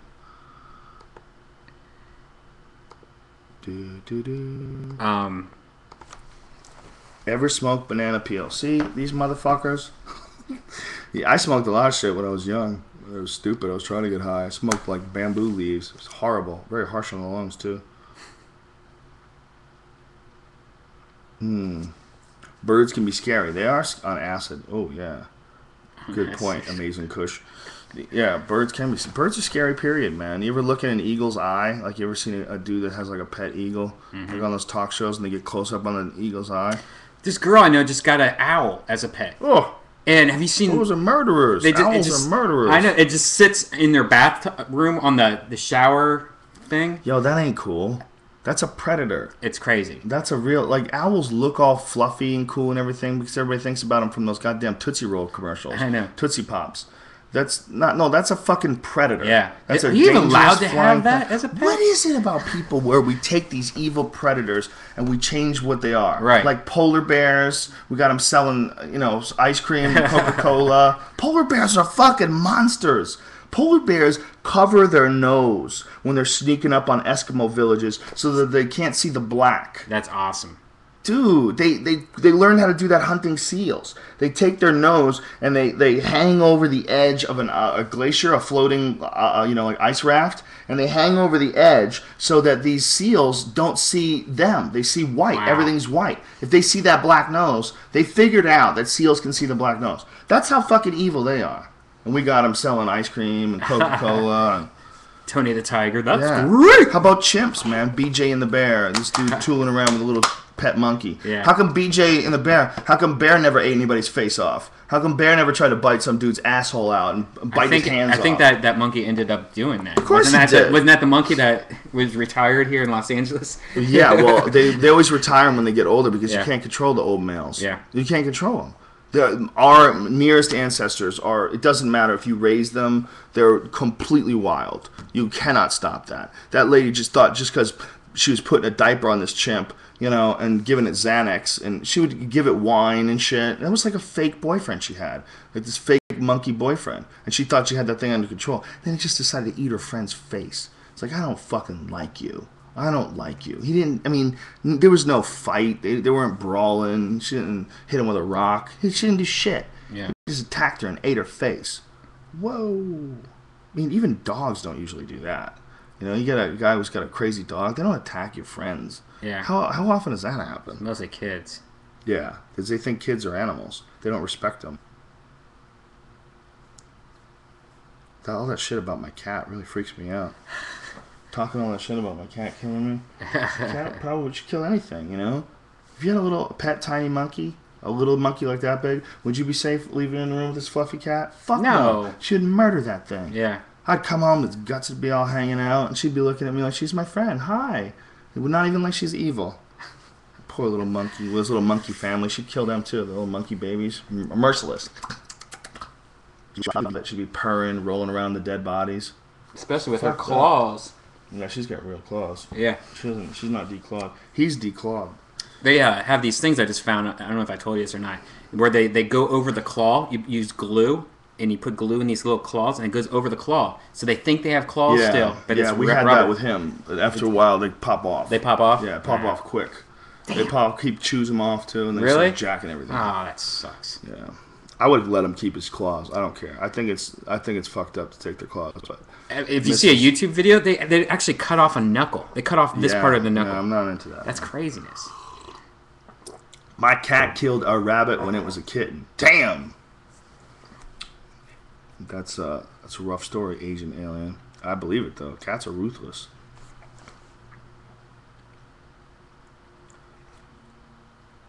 I grew up in a nahud where a crow could talk. His name was CR, and he would come when called. Wow. You know what? If I had never read anything about crows or watched a video, I'd be like, that guy's crazy. Crows coming to him. Yeah, your pet crow. It's totally the same crow. It's not like they're all black. Right. You know, and they figured out you have food, you know. I find it weird when people have like squirrels as pets or raccoons and stuff. Raccoons are crazy. Did you see that one video where a raccoon and a dog are wrestling? Yeah. Like, they're usually fighting to the death. I know. You know, raccoons fuck dogs up, man. They rip them apart. Yeah. They're scary animals, Raccoons man. are They're freaky. mean. I see them all the time in my neighborhood. Raccoons and skunks. And rats. Books we lost to history that would have changed the world. That's a long article. Is it good? I'll check it out. All right, we're going to read some questions here. 1 year, no cigarettes, this guy says. All it cost me was a girlfriend, the dog she took, my waistline, and my sanity. Wow. And then you get hit by a bus tomorrow, and so I guess damn, I'm not going to smoke. You just didn't deserve the cigarettes after she left you, or you couldn't afford them after she left you? Or you quit the cigarettes, and because you quit the cigarettes, you went crazy, and you were, like, aggro, and then she left you. Is that what you're saying? And she took the dog. And she took your waistline, but the waistline, that's good, right? You want to lose some weight? Probably, unless you're like one of those dudes into guts. Apparently there's a lot of gay dudes that are into like guys with guts. Like that. They like to have like a guy with a big gut and suck his cock. Yeah. I think they like... Where are those ladies at? Because I got some. I think with, I mean, there's fetishes. Just like some dudes are like really into feet. Some dudes are really into like girls with specific type of toenails. They want to come on girls' toes. You know, I think with gay dudes, they just get into a certain thing. Like, they see some crazy homophobic trucker, he's all methed out at the truck stop, and they just wish they could just suck his cock. Because he hates them. You know, he hates them. There's something about them. It just turns the gay guy on. That's my theory. He wants to find that guy with his big fat gut and suck that dick. What? I love people like this. Somebody just asked, they've been trying to see your tattoo for 3 weeks. They've been asking. Now, wouldn't you think, like... You can get it online. You can see it online. Yeah, what I was going to say, wouldn't this person just Google, if he really cared that much, Joe Rogan tattoo? That's the kind of people I hate. You know, it's like people that... Well, I don't hate. But I hate people when they ask me all these questions. I'm like, Google man, is your fucking Google broken? That shit happens to me all the time. Yeah, there's some people that just don't have good friends. They don't have anybody to talk to. They have lazy fingers. You know, the only problem with marijuana, there is one problem with marijuana, and it's some of the marijuana community. A lot of mooches. Yeah. You know? A lot of mooches and dirty hippies. Brian left. Listen, it's just you and me now. Do you think I should get rid of him? Should I kick him out of the room and just have it all about us? Say, listen, man, you did your part today. Get out of here. It's me and my people.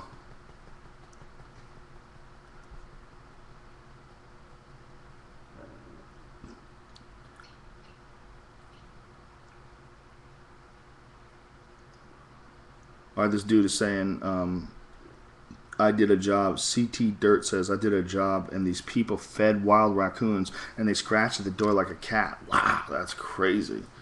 That's nuts, man. It makes sense. I've seen squirrels that you can feed. There's a park in North Hollywood, and if you bring peanuts, especially if you lie down so the squirrel doesn't feel like, you know, you're in a threatening position to chase after him, you know, you lie down like on your stomach and you hold up, and the fucking squirrel will come up to you real gingerly, make sure you're not crazy, and he'll take that peanut. And some dudes that the squirrels know really well, they'll just sit right in front of the dude and eat his peanuts, like right there. Like there was this one old Chinese guy that apparently goes to the park every day and he brings peanuts. And so he's sitting there with these peanuts. These squirrels are coming right up to him. They're just holding his hand while they're taking the peanut. Like he's their little friend. Like they're not worried about him at all. It's kind of crazy. Crazy to see. By the way, Joe, this is that new digital camera I reviewed. If you guys are... If you ever... Here, let me say this before. If you ever want to, like, buy something, like, and you know that he's reviewed it, you gotta watch his reviews. He's crazy. There's something wrong with him. And he gets, like, super into the technical aspects of anything technology. You know, like phones and, like, his reviews of phones. He kills those guys at Engadget. Those bitches, you can't hang with Brian. The problem is a lot of these websites are getting money. Yes. You know? They're getting, like, they're going to get... Well, not saying that Engadget does. No. But, like, if they review favorably, say, like, an Apple product, then the next time Apple has a product out, they'll give them, like, an exclusive. Because, you know... Right. So it's like a lot of these websites don't want to bash or tell the truth because they don't want to ruin future products and stuff like that. So anyways, this is a new camera. That's how the world works. Yeah, this is a new camera. Films HD. It's high quality HD, 60 frames per second. I have the whole review at redban.com. Stereo microphone. So if you're looking for a small digital video camera, this shit is What's the model name, Brian? It's Sony DSC TX7. And Redban, redban.com. I have the whole review there. This dude says podcast, or it might be a girl, says podcast from the sensory deprivation tank. Maybe that would be a fucking cool thing to do. You know what I should do? It sound like this. I would say, would it sound like that? Is there a way that I could have something recording sound in there? Well, you can't get it wet. I mean, we could put a microphone right to next to it, but I mean, it'll sound like this, and all that stuff.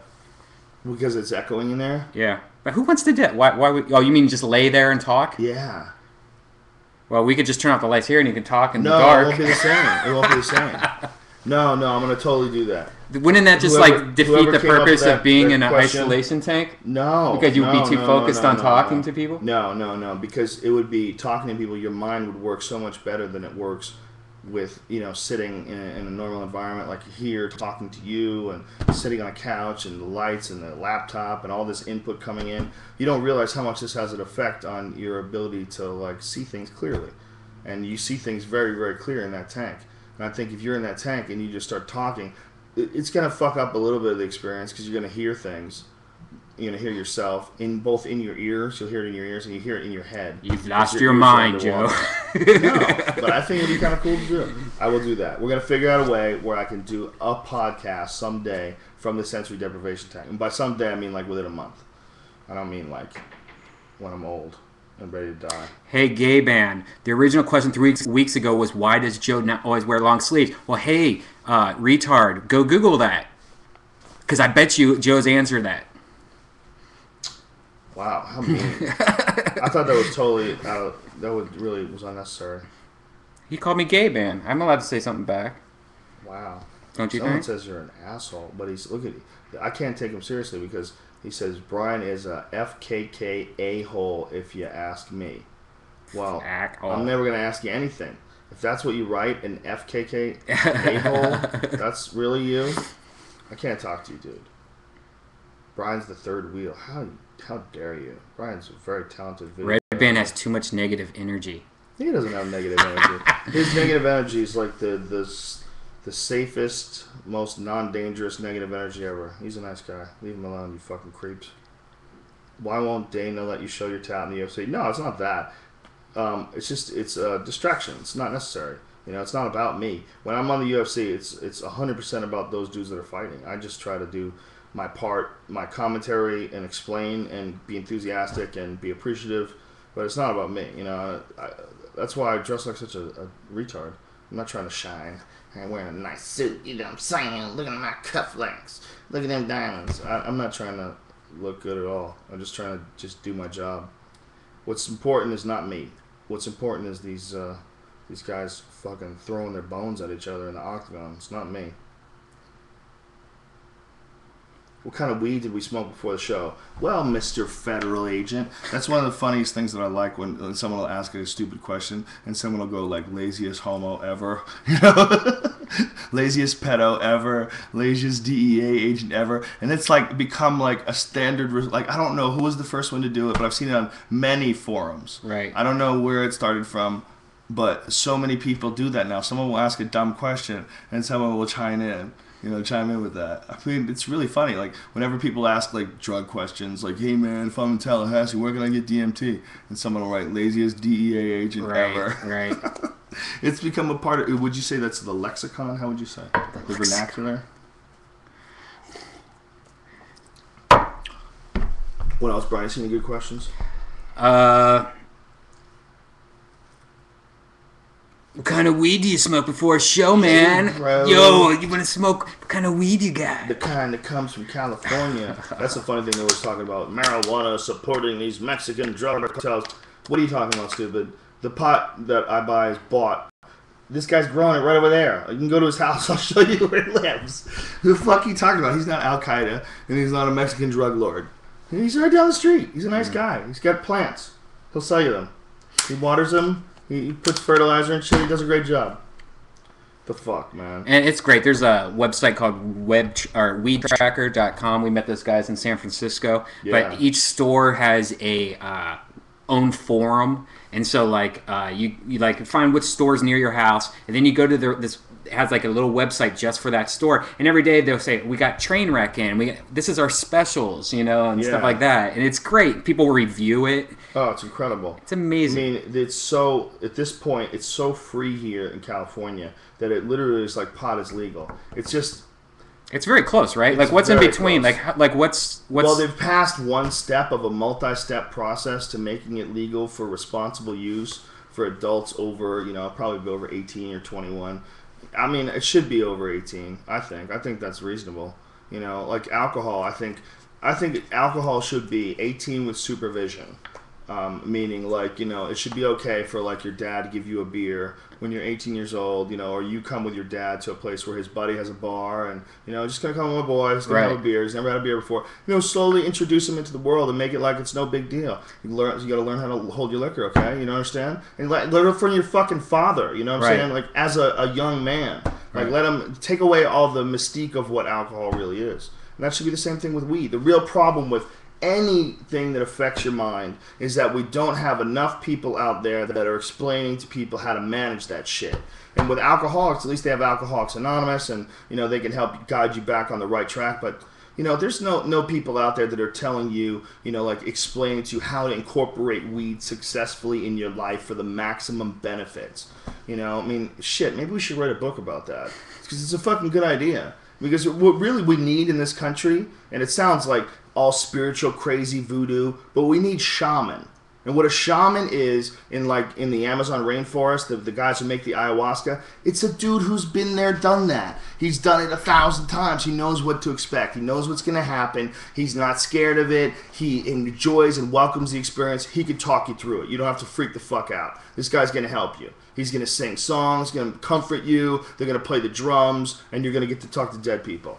You know, I mean, that's what it is. It's a shaman. And we need a shaman for marijuana. And we really could use a shaman for alcohol, too. There should be someone who culturally explains to the group. I mean, it should be, like, expressed as an ethic through the entire human community that it's wrong to be drunk and obnoxious and be a fucking douchebag and ruin other people's good time. And it should be something we all agree upon. It shouldn't be something funny like, oh, remember that time you got drunk and ripped that girl's shirt off? That should be horrifying to everyone involved. We should, and all that is the reason why we don't address that is we have this crazy way of looking at drugs. We look at drugs like somehow or another they're all bad, like they're all under this one gigantic carpet of everything's bad for you. It's not necessarily bad for you. It's only bad for some people. It's good for some people. The experiences benefit you. They make your life more interesting. Should the shaman be driving while giving advice? No. See, that's a problem. If you get 18-year-old, that person just got their license 2 years ago. They don't even know how to fucking drive, you know? True. They drive reckless. Yeah. They drive too fast, and they're not good at it. That was me. I was a terrible driver when I was young. So lucky I don't have a DWI. Yeah. Did you ever get one? No, never got one. God, how? Yeah. I never drove that drunk, but I probably could have, the legal limit is like, I try to be one beer an hour, pretty much. It's one beer, yeah. If you have one beer and you get pulled over 20 minutes later, I bet you could probably get nailed. Yeah. Maybe if you very borderline. Within a half an hour, the second beer, right? Yeah. That's crazy. But with a lot of people, that's good, man. They really shouldn't be driving. Anthony from Opie and Anthony has a really interesting point. He's like, what if I'm good when I drive drunk? But that's not a good point if you kill a kid. You know? You slam into a family. Well, I would say I'm better than average driving drunk, but, there's no test for that, unfortunately, they can't just sit you down and go, okay, you got to play fucking pole position for an hour and show me your skills. That's another good thing about marijuana is that people are just more cautious when they're on it. People think that marijuana affects your reaction. It doesn't. It really doesn't. I smoke marijuana and I do jiu-jitsu all the time. So does Eddie Bravo. So do a bunch of different really high-level Brazilian jiu-jitsu guys. Forget about me. I know guys that are world championship black belts that love to get high and then go do jiu-jitsu. It makes them connected to the movements better. You're very coordinated when you're high. But it's more like we were talking about earlier with being paranoid. Paranoia is too much information. You don't know how to manage it. It's not that it's a bad thing. It's you're just getting too much info. You're not keeping up with it. That's where it all comes from. Damn, check this out. This dude's cousin was going to jail, but after having two DUIs, but the policeman that arrested him died. So now there's no proof or whatever. Oh, wow. So that's crazy luck for everybody but the cop. Yeah. Joe, you gonna be in celebrity rehab the next few years? Oh, totally. Have you watched that show? Yes, I watched one episode because Stanhope was mocking Dr. Drew, and I said, all right, let me check this out. It's like, wow, what a train wreck. I mean, it's great. It's fun to watch. I'm not addicted to anything that I don't think I could stop. I don't have a problem with anything right now. I used to have, my real problem has never been drugs. My real problem is games.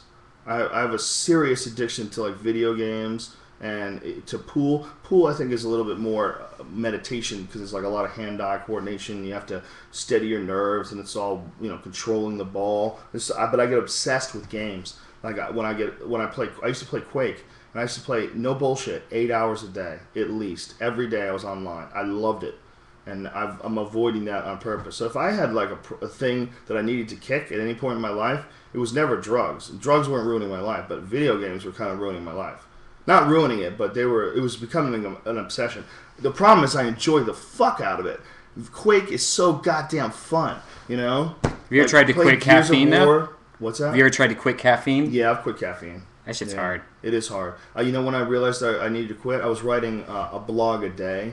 That one time before I filmed my special, I wrote a blog every day. So I was up every night really late because that's when I write my best shit. So every night I was drinking coffee at like 10 o'clock. Oh. And this kind of coffee too. I don't fuck around. I use a French press, and it's like I grind my own coffee. You get a bird grinder, and I get these beans only from these Kona beans from Hawaii are my favorite. This coffee will fuck your world up. This shit is strong. And I would take it at like 10 o'clock at night, and man, I couldn't get to bed until 5, 6 o'clock in the morning. And then when I finally did crash, I felt like shit the next day. And I did it a bunch of days in a row, and then I tried to stop. And when I tried to stop, I got these serious headaches, like dull, like pressing headaches. Like it didn't even feel like coffee could fix them. It felt like I short-circuited my brain or something. The fuck is calling me during my podcast? Whoa. Fuck kind of bullshit. Heck? Calling me during my goddamn podcast. I don't know those.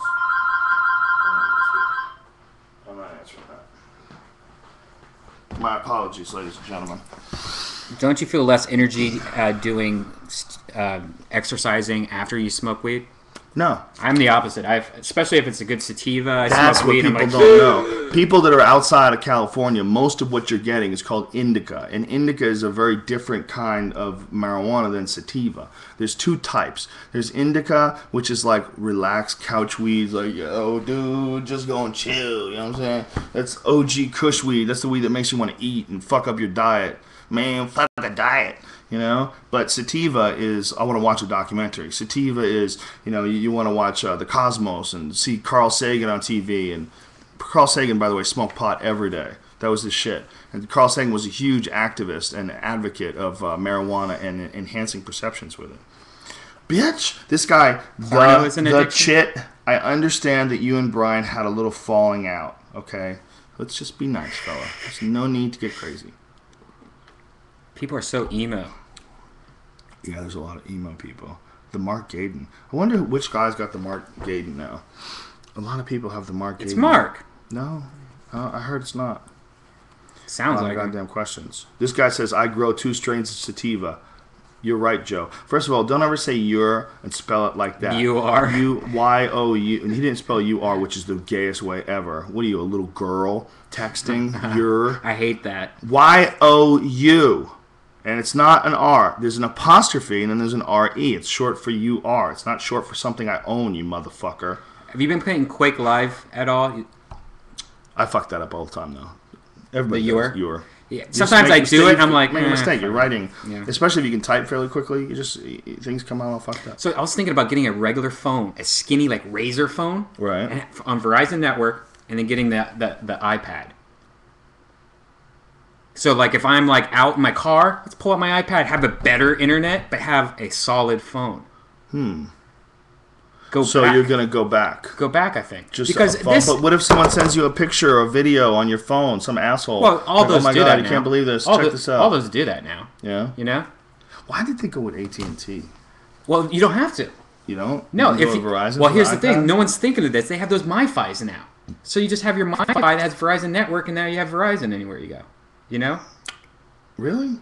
Yeah, they have these boxes that connect and then broadcast wireless. It's called MiFi. Remember I showed you them? Right. They're about this big. So if you have a little case, like a Satua, that you have your iPad in, just have that, throw that in there, turn it on, and you have Verizon wherever you go. Look at this motherfucker just hacking the system, bitches. Yeah. And that's another thing that's going to be big. Man purses are going to have to come back because of this thing. You know? Man purses. You're a big advocate of the man purse. I actually bought a domain name. I told you I was addicted to domain names. I bought iPad Sling. So if you know anyone that wants to buy those. Oh, shit. You know anyone that makes happened? purses? Just my laptop. No, I don't know anybody who makes purses, goddammit. I don't wear a man You bag. never know, man. Those man pouch, those man bags, they look like a fucking purse to me. Fanny pack looks like a manly choice. Family pack doesn't, though. You wear a fanny pack, put that bitch in, all your stuff is right there. Somebody wants something, you just unzip and you get it to them, it's right there. See, I like my little man purse because it's made for guns. So it looks like a gun Satua, but it would fit the iPad. So doesn't look like it's for a gun. It looks like No? it's for jewelry. No, it makeup. doesn't. I have a review of that and somewhere. lipstick and mirrors. Yeah, but you like stepdad right style. there. You got Right like there. the Big hey, let's one. go to the Disney. Big manly ass fucking fanny pack.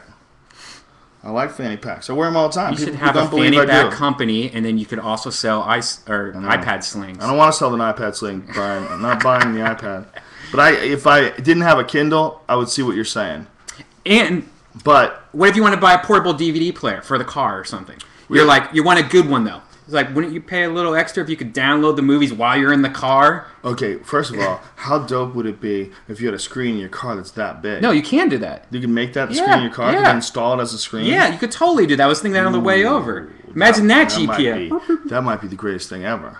And it's got giant. Bluetooth, so how many inches is that? It's 9.7 inches across. It's so thin. They could just fit it right in your car if you had your dashboard fitted for it. Right. Whoa. You know what's really funny is a lot of people are bashing on it that's not widescreen. Well, all right. There's going to be the bar on the top and the bottom. So they wanted it widescreen. So what do you mean? They wanted them to chop off like the top and bottom, or make it bigger. If you make it bigger, then that thing would be this big, but widescreen. So it's like a letterbox thing when you watch a video. You see the little black stripe. Right. But that's what they had to do. That's what they had to do, man. Duh. They had to do it, man. People don't get widescreen. They don't get it. It definitely is better to have something that you can read books and watch movies on, if you look at it that way. But the way I look at video games. Still's not that appealing to me because I already have a laptop. And if I'm going to spend time, like, what is it going to give me that the laptop's not going to? I can watch movies on the laptop and watch movies on that. What else can I do? I get online on that. I get online on my laptop better. So what am I doing with it? The applications? Really? Am I? No, all right. It's the size of a book. So what they're saying is that what if you use it like you have a razor phone in your pocket, and you go into the comedy club and you have this little thing the size of a little notepad. It's in a little leather pouch. Well, you can't even keep that bitch in your pocket. You're going to pretend that you're going to carry that thing around with you everywhere? Well, no, you just throw it in the car. It's like it looks like a little book. It's a little book, you know? So you throw it in the car so that you could use it when you're out. When you're out, if you have it in the, like Steve Jobs, it's like people are going to bring those things to restaurants, and instead of texting, they're going to be sitting there watching a little movie. Yeah, little books. Whoa. Doing little emails, checking their calendars. Steve Jobs, you bastard. I think people are bashing it and freaking out about it because there's a couple things that it doesn't do like it doesn't do Flash and stuff, but that's another reason. Steve Jobs is fucking us up, man. But I think once that thing's on the market, people are going to go crazy for it. It's technology. All right, let's read some questions from these people. Gears of War, fuck yeah, that game is awesome. That's another game. I'm scared of that game. I don't want to get locked in that world. I'm playing that shit online every day. Too fun, man. Remember when we got a chance to see that early on? We got a chance. We were in North Carolina, and I met Cliffy B from Epic Games, and he got us in, and we got a look at the models of Gears of War way before it was released. It was fucking crazy. Mm-hmm. And the new stuff they're working on, like these new enemies, they're so insane. Like he showed us a demo of some of the stuff, and the guys at id Software did too. Tim Willits and and Todd Hollingshead and John Carmack and those guys are super cool. They let us come and check out all the new stuff they're doing. That's my favorite all-time game is Quake. But like I said, I'm scared. Did you know that there's they did a report on browser crashes on computers? Yeah. And I think it was 85% of all browser crashes were because of Flash. Whoa. That's a big number. Whoa. 85, because other than Flash, you got JavaScript, you got a couple things, but 85% of... That's crazy. Like, how is that allowed?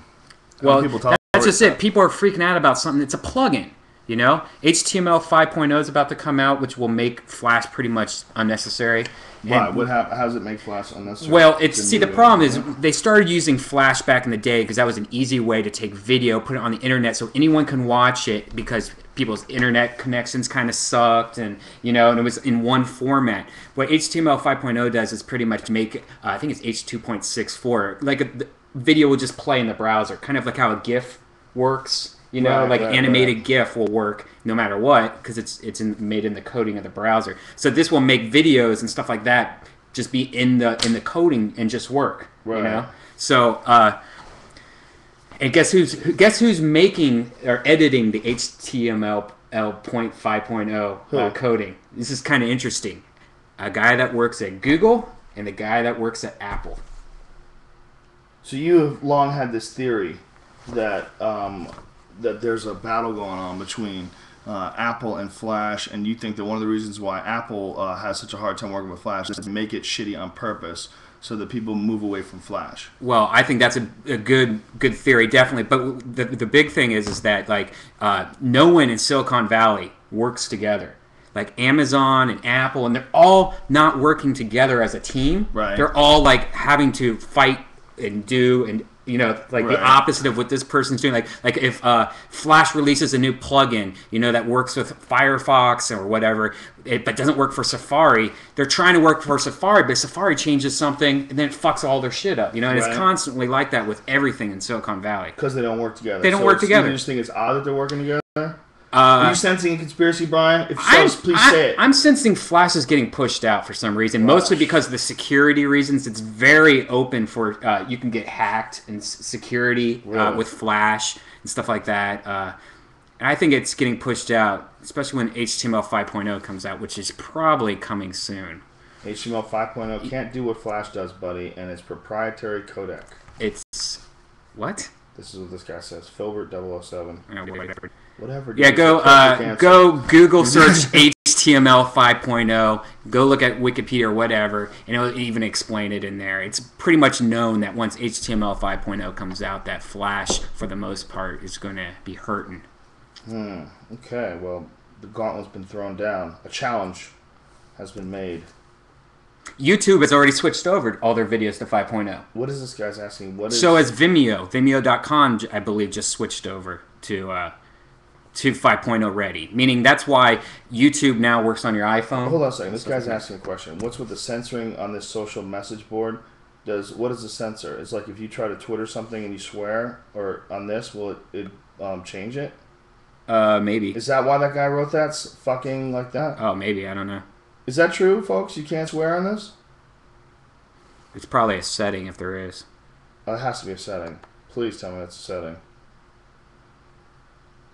That is, people don't think that's a big deal. Like, I always make a big deal out of the fact that, censorship of certain words, and people say, what's the big deal? Why do you have to be rude? Why can't you just, not say those particular words when you're around certain people or in certain situations? Like, that's a way of controlling us. It's nonsense. It makes no sense whatsoever.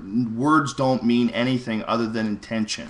What's important is that you're expressing your intention. You're expressing what you're thinking. The idea of magic words is it's poison to the language. It's terrible to have words that you can't use around certain people and you can't use when you broadcast them. You'll be fined hundreds of thousands of dollars. That is just a gigantic distraction. That's complete, total mind control. It's a technique that they're using to try to control the population. There's no other way around it. Why else is censorship? Is what? It offends people. Why does it offend people? You don't have to listen to it. The government's going after it. Why are they going after it? They're going after it because some people are very offended by it, whether it's religious people or really conservative people. But why? Why are they offended by it? It's nonsense. It's a fucking huge distraction. It's just a word. Whether you say I fucked her or I had sex with her, you can't say I fucked her. Like, is that really hurting someone's feelings? So what happened on the night that you proposed to your wife? Well, I fucked her. Is that bad? Well, I had sex with her. It's the same thing. You're saying the same thing. Like, it's not offending me if you say you fucked her. If you say, that fucking hurt, I'm not going to get... Why would I be upset? What kind of a douchebag gets upset if you stub your toe and you go, that fucking hurt? Ugh. Who gets mad at that? Who the fuck thinks that's wrong to say? It's a trick. Yeah, but if we didn't do that, then words wouldn't be as powerful as they are now. They would be just as powerful if you use them the right way. Fuck you! You're like, whatever, I heard fuck you 5 times a day. You hear fuck you 5 times a day already, dude. That's the problem. If it was like some exotic word that nobody used, like cunt still has a good amount of zing to it. It's the only one, other than racial epitaphs. There has to be a way to turn off the censoring thing, right? I don't know, ladies and gentlemen. Is there a way to turn it off? The social stream appears to be censored. Because why would they censor that, but yet I could say fuck, cunt bag right now, and that's even worse than typing. I don't know, man. It's how you say it, this man says. Would I let my kid curse? Fuck yeah, it's just words, god damn it. People are so weird. Wow, you really are censored. I don't see a single swear. No one can swear. No. Everyone has to write that effing. I think it's Twitter. It's not Twitter. That's nuts. It must be Ustream. Yeah, it's totally Ustream. It's gotta but be it might be just a setting. You could say anything on Twitter. Okay, well, that dude who was talking earlier, with TH Chit, and we were giving you a hard time with the way you wrote something. I completely apologize, sir. I was out of line. I did not know that you actually couldn't write the word fuck, and you had to write all that other nonsense. My apologies, kind sir. All right. So it doesn't look like you can turn it off, or at least no one's saying anything. Teach that to a kid and have him repeat it in school. I don't know what this question was about, sir. Okay, well, thank you, Austin C. Curtis, because if it wasn't for you, we wouldn't even have known that it is censored. This guy says the Bible is just rubbish. English people have such cool things to say. Rubbish. Yeah, I mean, that sounds fucking Yeah, but they have some gay things that they say. Yeah, like go to the loo. Yeah. Have to take a leak. But you know what my favorite is? Proper. You know, like if something like, oh, that's a proper sports car. Yeah, you know? proper. I like that. I like Proper. that. I like when they say that. There's something that sounds dope about that. No, that's a proper cell phone. You know? Did you see it on the telly? Fuck you in the telly. Yeah, well, the telly doesn't bother me that much. I like England, though, man. I enjoy it over there. Doing comedy over there is fun. Yeah. They're fucking cool, you know? It's like our comedy translates directly to them. Shite. Like, their comedy doesn't translate the same.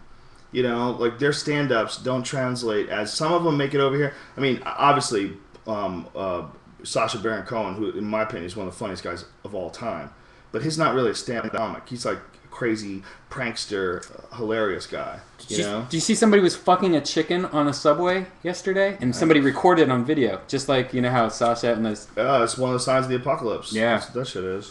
I think it's on delisted.com. How did that guy get hard? How did he get hard? Oh, you can say cunt if you space it out. This guy wrote cunt as a great word. He spaced it out, you clever bastard. It's just like Battlestar Galactica. They just start changing the words. They'll be farking. Yeah. You know, like that was the craziest thing ever on Battlestar Galactica. What the frack? What the frack? Like, you could really say that? I mean, so dumb. It just shows you how dumb it is that we still have magic words that you can't say. Yeah, people having sex with chickens is freaky. You've seen chicken porn, right? I think that egg hole is supposed to feel real good. It's weird that like some animals, like what, sheep, are supposed to have like a perfect feeling vagina. It's supposed to be just like a real one. Yeah, sheep supposedly. Yeah. Which is weird. I know, right? That was what Jesus' pet growing up, right? Banging sheeps and shit. This dude is pretty funny. Z the Dirty Banana says, my brother-in-law's a Brit. I like when he says proper fucked. Like when describing trash. I fucked a proper. Yeah, that's totally how they would say it. Mate, I was proper fucked. You know? Come on, that's a cool fucking thing to say. Proper fucked. And you have to say that, but that's like something you have to say with an English accent. You couldn't say like, yeah, I was out there, we were getting drinking, we had a fucking drink on. Listen, I was proper fucked. You go, what? People go, what? Fucking shy cunt. I was proper fucked. Yeah, and the way they say cunt is so much better. Cunt. They say cunt constantly. Cunt. Fucking cunt with a fucking cunt. Like, cunt is not as strong over there as it is over here. Because they say it all the time. It's like they're way more liberal with the use of the word cunt. Chicks throw cunt around all the time. Cunt. I hung out. Give you fucking cunting cigarette. Cunting is a great word. When cunt's not good enough, it's cunting. You know? It's like takes cunt deeper. It's like you're so bored with saying cunt. You say cunt so often that you add an ing on the end of it. That's how hard you roll. Fucking cunting cigarette. You know, you say that, man. That's someone who's used to cunt. Cunting fag. I need to smoke a fag. We need a stoner president that would get things done. Supposedly, there's a picture of Obama smoking a joint. Yeah. But I don't know if it's a joint. There's no way to tell. There's no way to tell. He's definitely smoked weed before, but man, I don't think there's any way he could be doing it now. First of all, yeah, we do need a president that sees other ways of looking at things. That's what we need. Whether a president's a yoga master and he does it, you know, all naturally, or whether our president's a stoner, or whether our president's a guy who likes to go into the jungle and take ayahuasca with the shaman. We need someone who has a leader's way of seeing the world. Someone who sees it outside of this crazy predetermined pattern that we're on right now. You know, I mean, I wrote this article about, it's on my blog, about the Large Hadron Collider and how crazy it is that, like, at a certain point in time, science got to this weird point, and I'm not trashing it in any way because I'm fascinated by technology. I'm just making an observation that when we first started inventing things, it was to improve the quality of our life. You know, we invented spears so that we didn't have to chase after the animals and bite them with our teeth. You know, we invented things. We invented houses so we survive under the rain. But at a certain point in time, it got completely past that, and now even though we have all sorts of things to deal with the human race, like poverty and what's going on in Haiti and Liberia, the Vice Guide to Liberia, if you haven't seen that documentary, god damn, these fucking dudes went to Liberia, which is this crazy nation in Africa that has like rampant cannibalism. Like people are constantly killing each other and eating each other. They're selling human meat on the street. This one dude talked about, he was this warlord. They called him General Butt Naked, and this fucking crazy guy would kill babies from, and he talks about it, how he would kill innocent children from the opposing tribe or whoever the fuck they were at war with, cut out their heart, and they would all eat the heart, and it would strengthen them for battle and make them invulnerable to bullets. He ate a lot of people. I mean, this guy talks openly about eating people, about what you eat. If you're hungry, for hunger, you eat like the soft part, like the stomach and the inside of the thigh, because it's tender. I mean, he's talking about like what you eat, what part of a person. He was talking about he turned this guy in who he was eating street food, like he bought some chicken skewers or something, and it was human meat, and he could tell because he's eaten it so many times. So he explained to the police, this guy's like serving human food, and you have him arrested, and now the guy's like a crazy evangelist. And he preaches in front of all these people. He's killed thousands of people. What's the name of that documentary? The Vice Guide to Liberia. Yeah, text that or tweet that. A lot of people are asking that. Jesus Christ, I gotta twit that. I mean, one of the craziest fucking things I've ever seen. You know what's weird is that Obama still struggles with his cigarette addiction. You know, he's always talking about that. How he just started back up and stuff. All right, I'm gonna post one of 8. I'll post it up on Twitter right now. There's you're gonna have to find them. You know, if you just the site is very clunky. The Vice Guide site. These guys that put the site together, it's they didn't do such a great job putting the site together, but the footage is incredible. You know, I mean, what they're doing is just amazing. The stuff they're getting deep into this.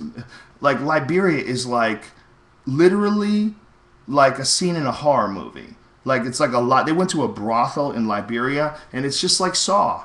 I mean, it literally is. It's like Hostel. It's insane, and it's real, and it's happening right now. I'm posting it up on Twitter right now. This is the first one. This is part 1.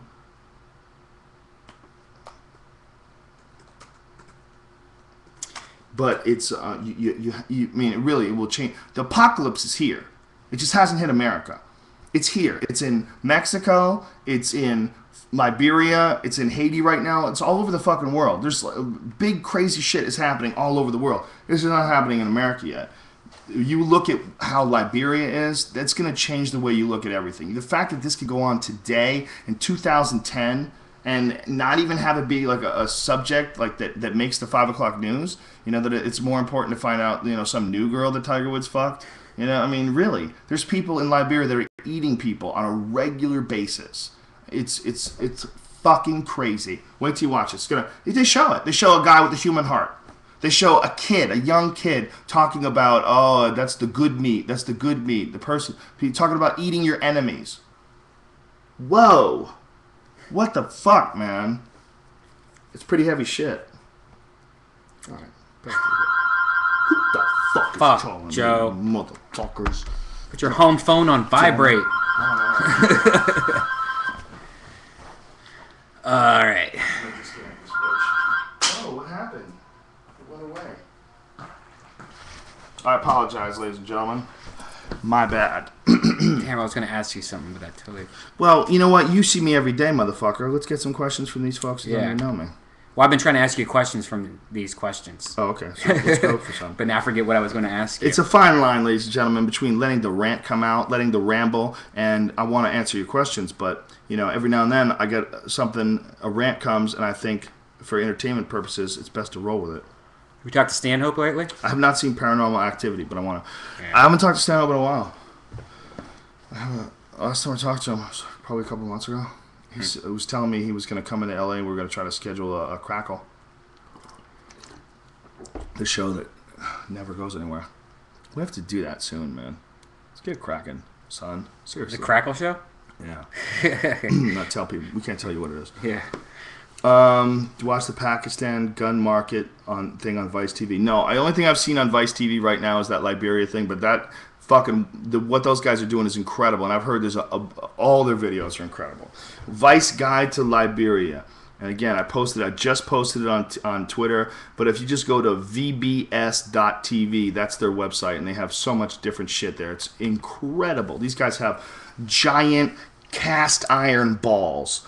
I mean, this dude drove to this fucking town in Liberia that's like this shanty town where there's no electricity, there's piss and shit in the streets, and this dude in a truck, they drove in there, and people started yelling, give us money, give us some money. Like, it's crazy. They could have been hacked apart alive. I mean, literally, it's like a scene in a goddamn horror movie.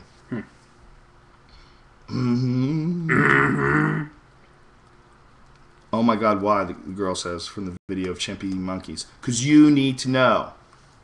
You need to know, goddammit. I need to know where that hair came from. I think it's my cat's hair. Yeah, hopefully. Sneaky bitch. Tastes like her hair. I've had her hair in my mouth many times. Questions. I didn't put up a website thing here on the message board. Damn, it's usually I do. Maybe someone's asked questions in the message board. Get Bravo Indian drunk on Ustream. No, because this is my house. Yeah. The Bravo he's not allowed to drink in my house. When you have babies, it's the first thing you want to cut out is Eddie being drunk in your house. Just forget about sharp corners and knives. Worry about Eddie being drunk in your house. Joe, do you mind if this girl sleeps in the baby room with her? Yeah, I got this honey coming over. What? I got this honey coming over. Can you sleep in the crib? What? Dude, are you drunk? Yeah, what's the big deal? I have a family, man. That's hilarious. Bum, bum.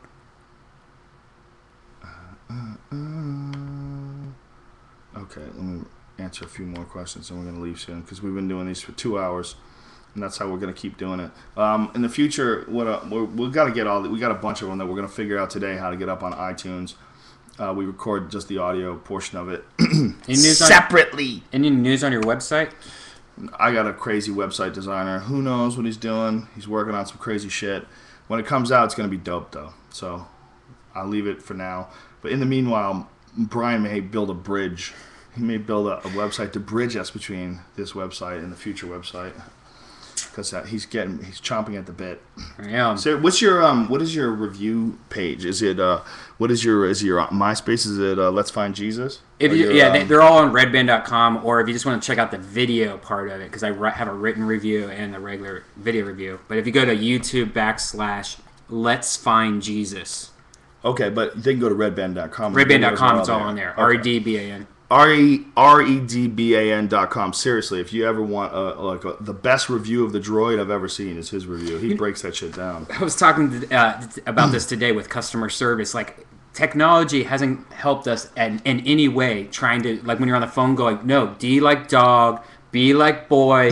You know, like, there's nothing that has been invented to distinguish D's and B's and stuff. Yeah. You have to say a beta, alpha. Yeah. P as in penis. Right. Don't you always use like words like D as in dick? I do. This guy was being really annoying, and I was trying to sign up for my my Sirius, so I kept using swear words. S like in shit, D as in dick, and he was like, okay. Like, it was like he was annoying me, so I was like, letting him know he was annoying me.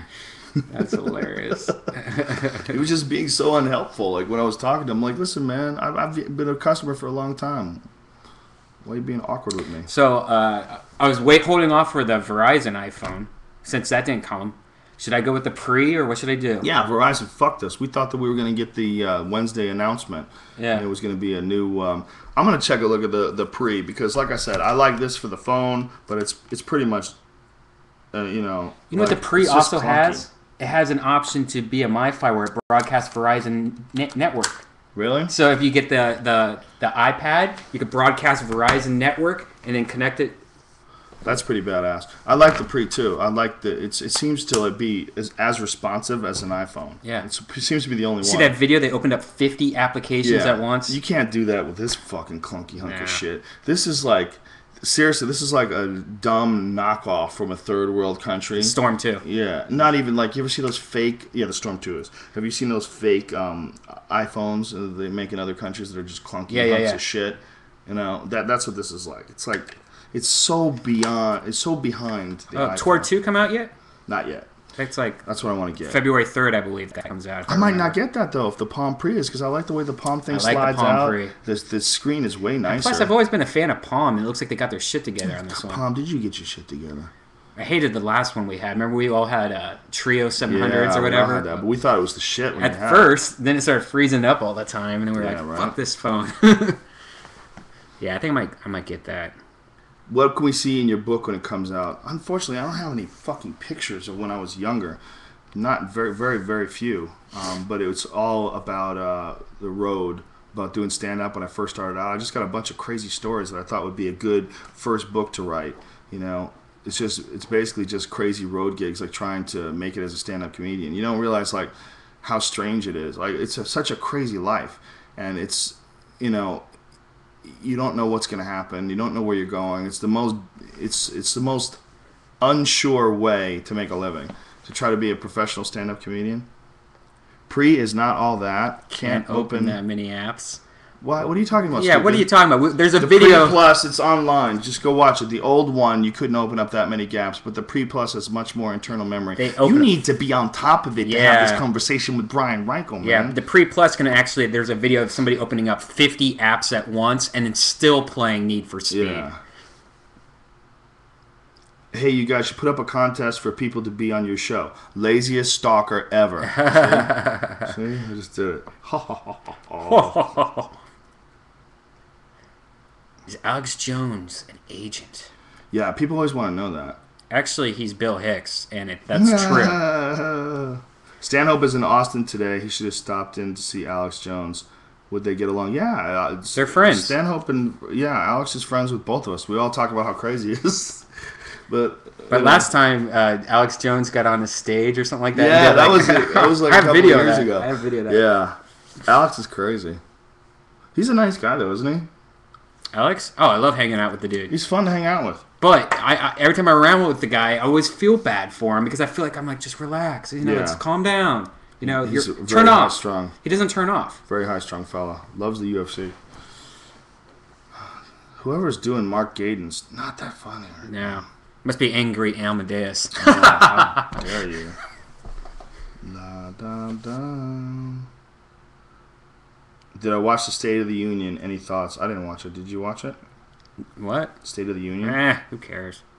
You know, it's almost like at this point in time, I thought that right before Obama got elected, you know, when it looked like he was going to win, I was like, wow, this is so crazy. Like, this guy's going to win? Like, it really felt like things were going to change.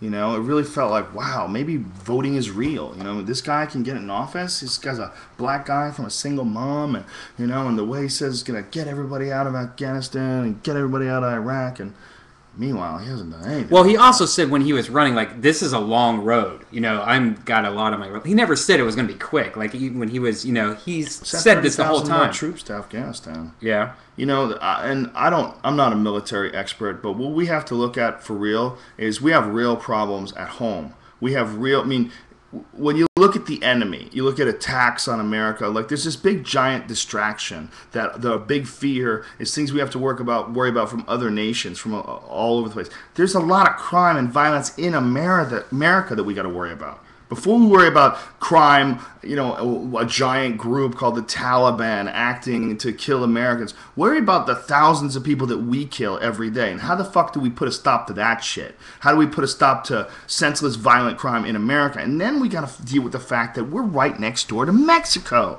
And Mexico is way crazier than Iraq and Afghanistan combined. More people get murdered in Mexico than anywhere in the world. The war on drugs in Mexico, there's 5 times more casualties this year. Something like that. Victor Davila, the guy who does the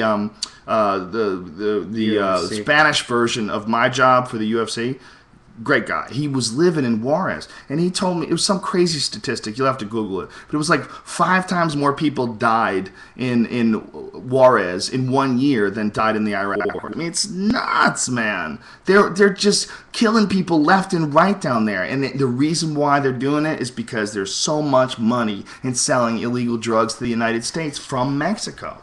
I mean, it's incredible. These guys get so goddamn rich, and they're fighting over so much that the violence is insane, and they're killing police officers and politicians, and they brought over fucking tanks and shit, and they got tanks running through the streets in Juarez. I mean, this shit is happening literally into a country that's connected to us. You can fucking drive there. It's not, you don't have to fly, halfway across the world to deal with some conflict, whereas the enemy is there. The enemy is anybody who's murdering people. All right, anybody who's so fucking crazy they're killing 5 times more people than die in a war. I mean, it's right there. That's a war. There's a war that we're not even involved. It's connected to us. It's fucking dangerous. They're getting rich as shit, and they have tanks, and who knows what they're gonna get? I mean, in Mexico, you could probably buy jets. They could probably buy like fucking U.S. Army jets from Russia. Who the fuck knows? They have billions and billions and billions of dollars. I mean, they're so rich. It's scary shit, man. Very scary shit.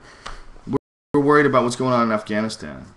But the problem is there's money in Afghanistan. There's natural gas. There's money in Iraq. There's oil. Controlling the natural gas pipeline. The reason why people have been trying to get to Afghanistan over and over again for so many years, while the Soviets invaded them, they're trying to get the resources. Whenever we fuck with other countries, we're trying to get their resources. That's it. In the future with the electric cars, do you think people are going to be like blowing up Radio Shacks? And like, protect the Radio Shack. Batteries. Never mind. Ha ha ha ha ha ha. I didn't get that one at all. You didn't even get it. You said it. The cartel is insane. Yeah, it is insane, man. It's scary shit. Where can you get this Gracie shirt from? I got it from the Gracie Jiu-Jitsu website. I'm not exactly sure what the name of it is. Who's that? That bitch got cut. That is... I don't know. Oh, it's a girl that said they beat her up while she was pregnant. Who's Steven Jackson? I don't know, like a football player. Ex-girlfriend. Oh, that's why. She bears the results of being attacked. Oh, attack at the hands of the NFL star. Oh, shit. Let me cut ya. Damn. You want... who knows? She might be crazy. Have I ever played Quake Live? Yes, I have. It's fucking amazing. Orale, orale, orale. What does that mean? Exactly. I don't know what that means. Ole, ole, ole. Chinga, Mexico, this guy says. It's crazy that we have countries still. I mean, it's crazy that there's like an area where if you're born over here, you're fucked. You're shit out of luck, and we don't let you come to the good spot. It's not like just one planet that we all live on. We like separate it. We guard the borders, and we have fucking guns and shit. And there's like a lot of stories about Border Patrol shooting people that are, like holding a rock at 100 yards. You can't hit them with a rock. They just headshot him. Bang! He was threatening us. Like it's pretty nutty, man. Just because you're on the other side of the fence. It's such an uncompassionate thing, the whole idea of these teams, and not allow. And everybody says, well, if you let them over, they would just come over in a swarm and they would fuck up the whole culture. Like, really? Would they? Aren't they already here? I mean, in L.A., how many illegals are there in L.A.? How much more would it be if it was legal? Dude, there's less white people. Do you think everybody would just come over? If they said, okay, now there's no immigration, it's just one country, the United States, Canada, and Mexico, everything that's attached is one country. I think what would happen? I think they would just all come over. Yeah. There would be nobody in Mexico. Yeah. You could get some badass deals on houses in Mexico then. Then it would all like settle out over a few generations. No shit. People would realize like Baja California is pretty fucking dope. The cost of living here is ridiculous. I've been looking at lofts lately now because I was at this party and this dude owned a loft and it was amazing. I was like, oh, that's perfect for people that have a lot of shit. Like lofts, it's just a big room. Like it should be cheaper. Right. Lofts are like going for like $2,000-$3,000 out here for just. It's amazing how expensive lofts are. Yeah. Have you ever lived in a loft? No. It is weird though how things are really expensive. In cities like New York City apartments are the nuttiest things ever. Mm-hmm. New York City apartments are it's retarded. You have to pay like $3,000 for a little tiny place. Yeah. That's cool. How do people afford that? That's nuts, impossible. Man. It's impossible. That's like got to be like a significant percentage, and people go, well, I don't have to have a car because I take the subway everywhere. That's all well and good, but you don't feel trapped? No. You don't feel tethered to this machine? Yeah. You really want that? God damn it. damn it. The North American Union, this gentleman says, Pantera 33. Yeah, that's what it's supposed to be. It's supposed to be a North American Union is supposed to be this fucking crazy, how would you describe it? New World Order conspiracy that we're moving towards one world government, and sort of how like in Europe they have the euro that like goes through one money source. That we're going to do that with the Amero in America, and Lou Dobbs actually talked about it on CNN. But Lou Dobbs might be crazy. Obama was really interesting when he addressed it. He addressed it during his campaign. He said he sees no evidence for that. And it makes you wonder, like, how much do you think they really know? And how much do you think? I mean, who the fuck does Obama answer to? What happens when you actually get in office? A cat. That's the secret. There's this really smart cat. It's an Egyptian cat with a golden headdress, and it just sits there. Obama, you must. Don't make me turn you into salt, bitch. Yeah. I mean, what do you think happens when they get in there? I mean, do they meet with the heads of these gigantic corporations that spends millions of dollars on their campaign? They must. They must, I mean, that's one of the things that they said about Bush, that Bush met with the heads of all these different energy companies and oil companies, and it's like common practice that like, or it's common knowledge rather that policy was dictated after he had these meetings. Like they had worked it out. But that's what I mean. How does anybody not expect that? If you pay people millions of dollars, you give them millions of dollars of your money to get them into office. Once they're in office, I mean, you bribe them. Mm-hmm. What do you? Why would you else you spend millions of dollars? I mean, if you're an oil company, why are you giving politicians all this money? Because you want them to like take it easy on you. You're bribing them. It's nuts. I mean, it's crazy that that's legal. It's crazy. And the Supreme Court recently just stopped the cap on spending on it. They said that they're like they treated them as an individual, that a corporation's like an individual, so they could spend as much money on campaigns as they want. That's crazy.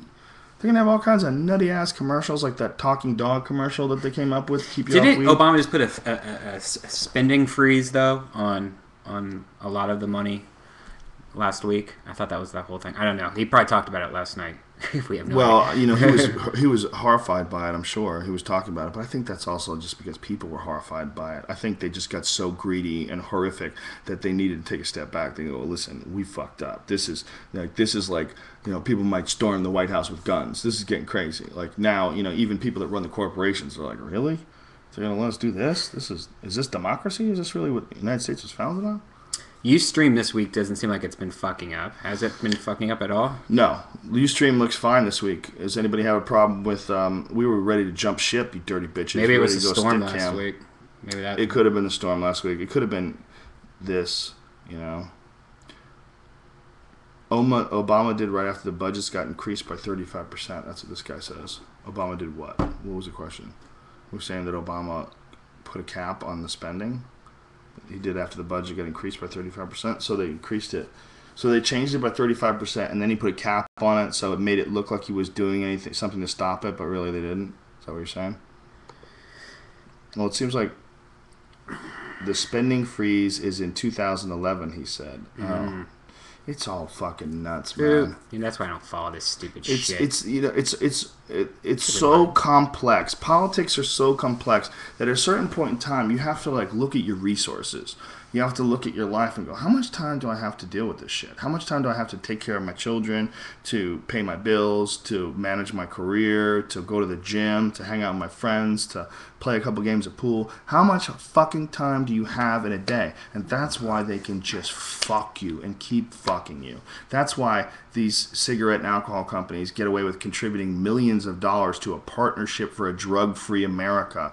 And then they make commercials like the one with the talking dog that, tells the girl to stop smoking weed. I mean, it's just corruption, and it's blatant, and it's right in front of our eyes. I mean, the system is so fucked up that it's almost like someone else has to come in and fix it. It's almost like we're like Lord of the Flies, just a giant, large-scale version of it, and we're just fucking going crazy. We're allowing corporations and these dudes to make millions and millions of dollars just by fucking us. All this stimulus money that went to all these banks that they don't have to account for. It's fucking chaos. I mean, that is a mad grab for cash where dudes are saying, well, we got to give them their bonuses. If we don't give them their bonuses, they're going to leave. They're going to leave. So that's why they should get millions of dollars of taxpayers' money while the whole economy melts in front of everybody's eyes.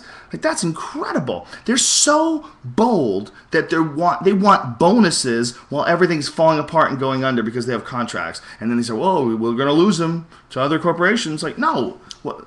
You're supposed to lose them. Yeah. Your fucking bank failed, stupid. Right. Holy shit. I mean, it's amazing how just blatant they are. It's almost like it's so corrupt that nothing's going to fix it. And I feel like when I think about investing my time and trying to pay attention to it, or God for fucking bid, trying to do something to fix it, it's like, it's so fucked up.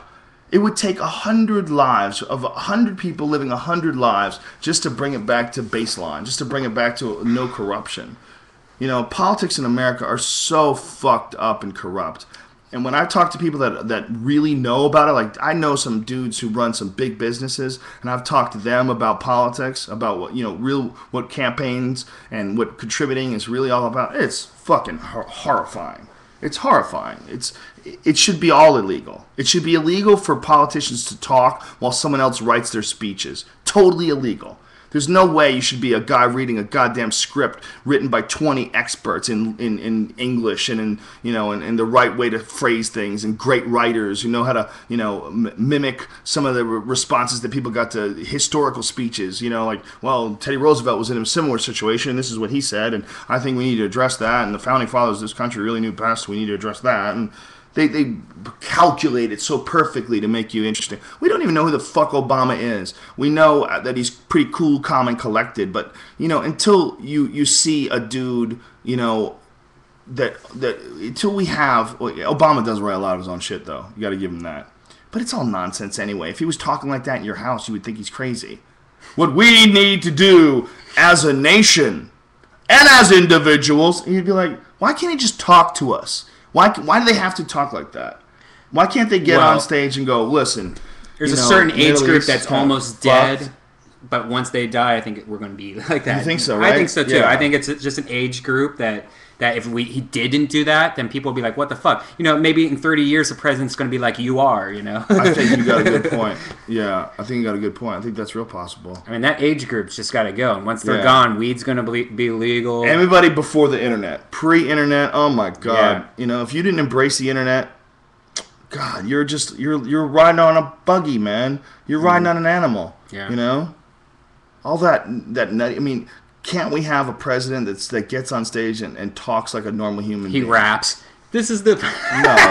I mean a guy who gets on stage and goes, well, here's our situation. Right. You ever seen that guy Ray Kurzweil explain technological, the singularity and the exponential increase in technology? Yeah. The way he explains it is like a regular dude. He's not talking about it like it's the future. God bless America. And right. He's not getting all crazy and dramatic and theatrical. He's just giving you information. But yeah, it's weird that people feel like they just have to do that. Like Alex Jones even. But it's a fake drama. I don't mind real drama. I don't mind if the guy's talking and if I feel like he's just... And you could tell that sincerity. And that's one of the reasons why they put on that so obvious fake voice, because it masks insincerity. That's what's the most offensive about politicians' speeches.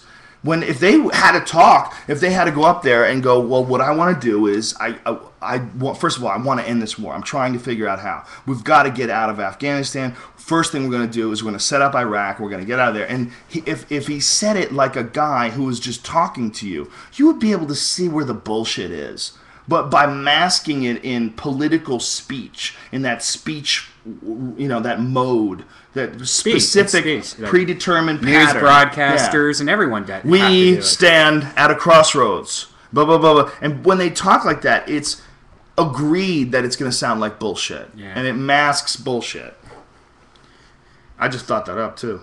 Newscasters that. totally... Somebody tweet that so I remember. Because that's a bit. There's a bit in there somewhere, right? Yeah. Well, there's a bit in there somewhere. That's why they speak speeches like that, because you would, if they were speaking like a regular person, you'd know they're full of shit. Yeah, but why do the news people and radio stations have to do it? Because they're trying to get that paper. Yeah, but what? What if you watched the news and was like, dude, there was a fire today. Check this shit out. We filmed this on Main Street. Look at this building. That's all fucked up. Check that out. First of all, it's really hard for people to be themselves on camera. It takes a long time. Yeah, but they train them to be that way. They train them to have that voice. That's why the weather person and the traffic person in every city all sound the same. Like on radio. Yeah. It's like, we have to have the certain dad on Main Street. Well, it looks like you got clear sailing on the 405. Yeah, they have a certain way of doing it because that's, it's sort of like strip club DJs too. It's like they're nervous, so they fall into this pattern because it makes them more comfortable. Like some stand-up comedians sound like that too. Some stand-up comedians, like, you can tell, like, they're trying to sound like a comic. Like, that was a big thing in the 80s. There was a bunch of guys who weren't saying jack shit, but they were saying it like comics, and they would get laughs. There's a few guys, I don't want to mention names. But the 80s was real easy for shitty comedy. A lot of guys, like, slipped through because there was so much comedy going on. And they never learned how to talk as themselves. They were always, like, the wacky comedy voice guy. 420. Oh, it's already gone. 420. Is it 420? Food time. You guys ever talk about Michael Leonhardt appointed the head of the DEA? No, I don't know. You know what? It's like, it's the same thing as like opening up the doors to Mexico. It's like, I don't know the solution. And the problem with the DEA is, really, yeah, they shouldn't be busting people for pot. Pot should be legal. But there are some drugs that are fucking terrible for you. There's real drugs that are terrible for you. And a lot of them are sold by fucking pharmacies. All right? How about OxyContin? You got real problems? Watch that thing we were talking about earlier, the OxyContin Express.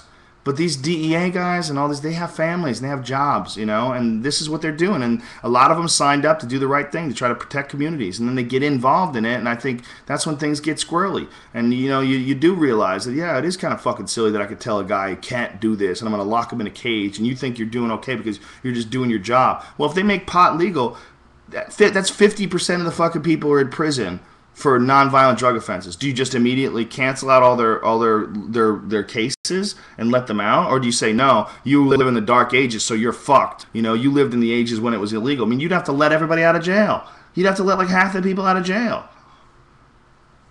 What? That's crazy. They're all fucked up now. They've been in jail, and they're all hardened, and they've been there for 5 years, and they're fucking angry. Unless you're going to pay them, how are you going to let them out of jail? You're going to give them millions of dollars? They're going to all sue? Okay, so now you got millions of people who want millions of dollars. You don't think the economy's fucked now. Let people out, make pot illegal, or make pot legal, let people out of jail, make the DEA close down because you're not going to go after drugs.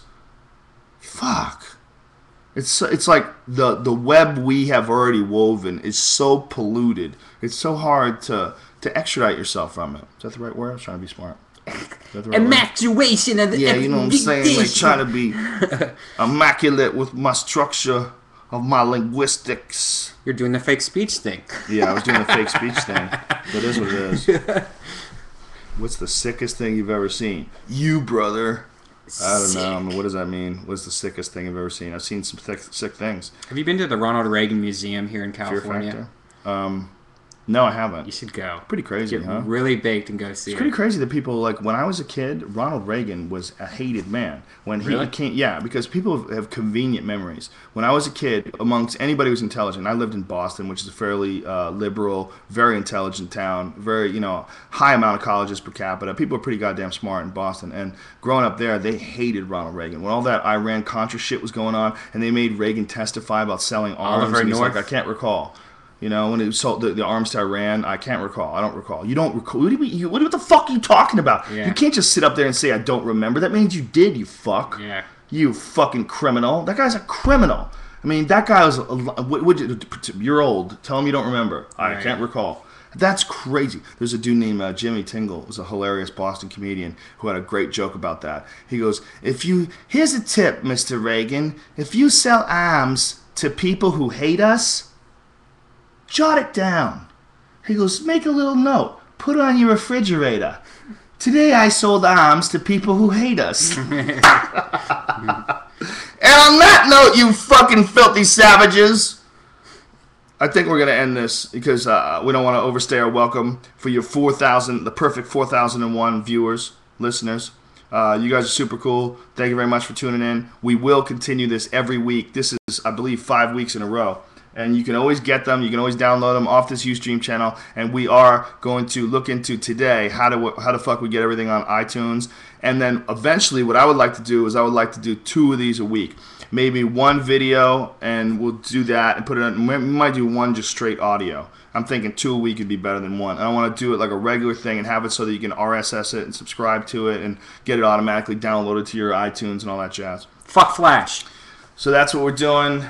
Don't argue with Brian, okay? It's not worth it. He knows what he's doing. Use Flash, Brian, you scumbag. Well, things are getting crazy. All right, thank you very much, you guys. We really appreciate it, and we'll see you next week. Later, yo. Later. Oh, yeah, I'm doing this, right?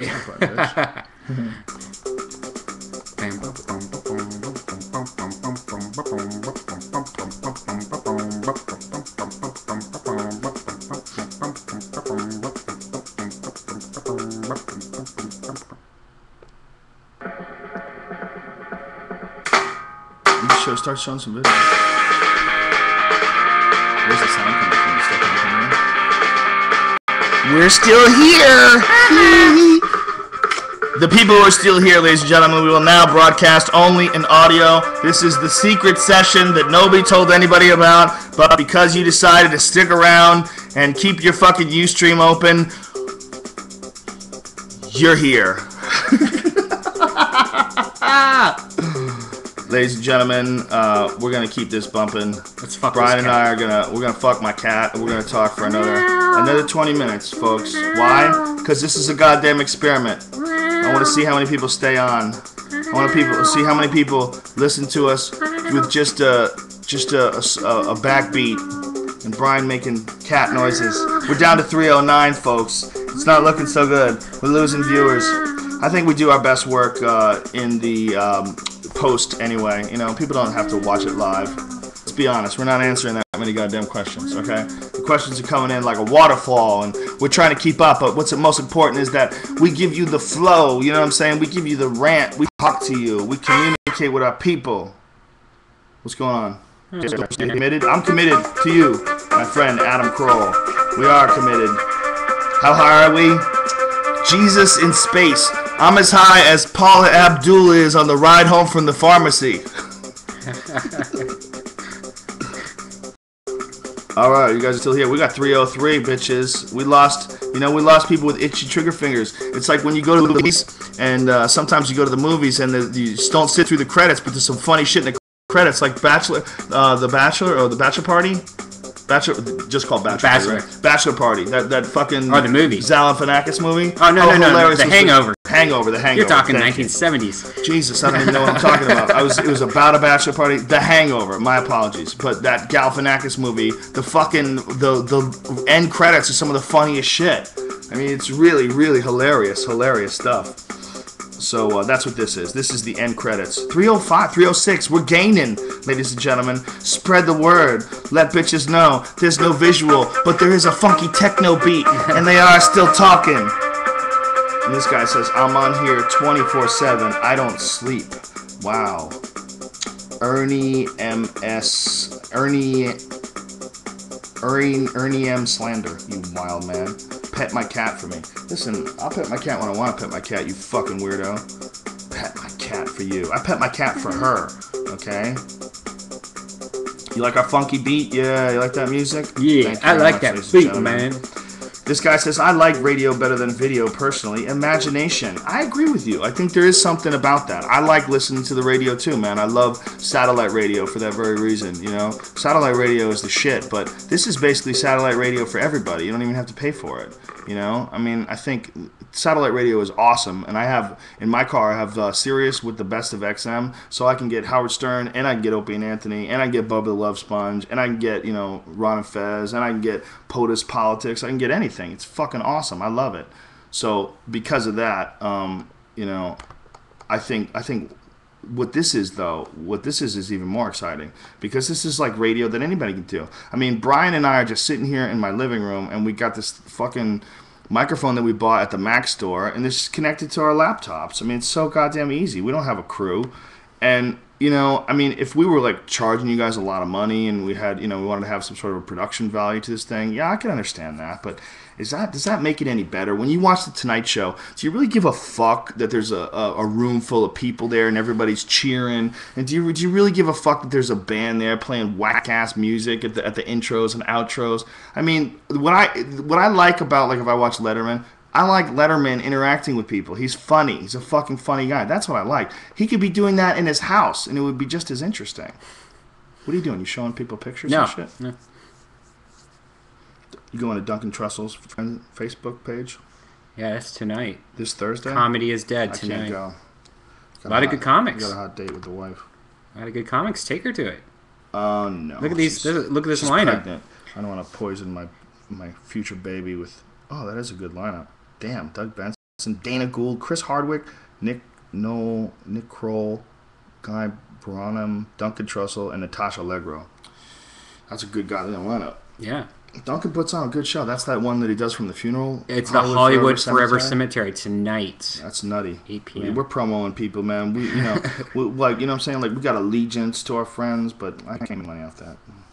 Here's your $2. You guys are fagging out now that there's no video, right? Listen, fella, just because you have to use your imagination to masturbate to the sound of my voice now and you can't see our pretty faces doesn't mean we're fagging out because there's no video. We're experimenting, my friend. How weird is that? You guys are fagging out now. Oh, are you meaning that we're fagging out like Brian sucking my cock right now when he's not talking? No, that's not what's going on at all. I'll let you see a little video real quick as long as you promise to stop being mean. You promise? No. Stop being mean. I'll let you see a little more video. Fuck you. This is radio, bitch. This is the Ustream radio portion of the program. We're down to 300 viewers, ladies and gentlemen. A lot of people don't like the whole imagination thing. Not down with it. Like, listen, stupid, I want to see you. Let's get out of here. This guy says, it was a joke, Joe. I know it was a joke. I was joking back, my friend Andrew Lawrence. I'm just being silly. I know. That's the problem, man. You know, you don't know me. You listen to me talk shit. I mean, Avatar is horrible. How dare you? How dare you, Irish Temper 69? First of all, anybody that has a 69 in their name, I automatically have to think about your opinion and go, one of two. Why are you always cocksucking pictures? I'm looking at blowjobs. There's nothing wrong with that. Don't do that in front of me. My dick will get hard, then this turns to a gay off. Listen, man. Unless you're 12 years old, don't have 69 at the end of your name. And if you are 12 years old and you have 69 at the end of your name, who touched you? Who did that to you? Huh? Or are you just trying to be silly? You just trying to be silly?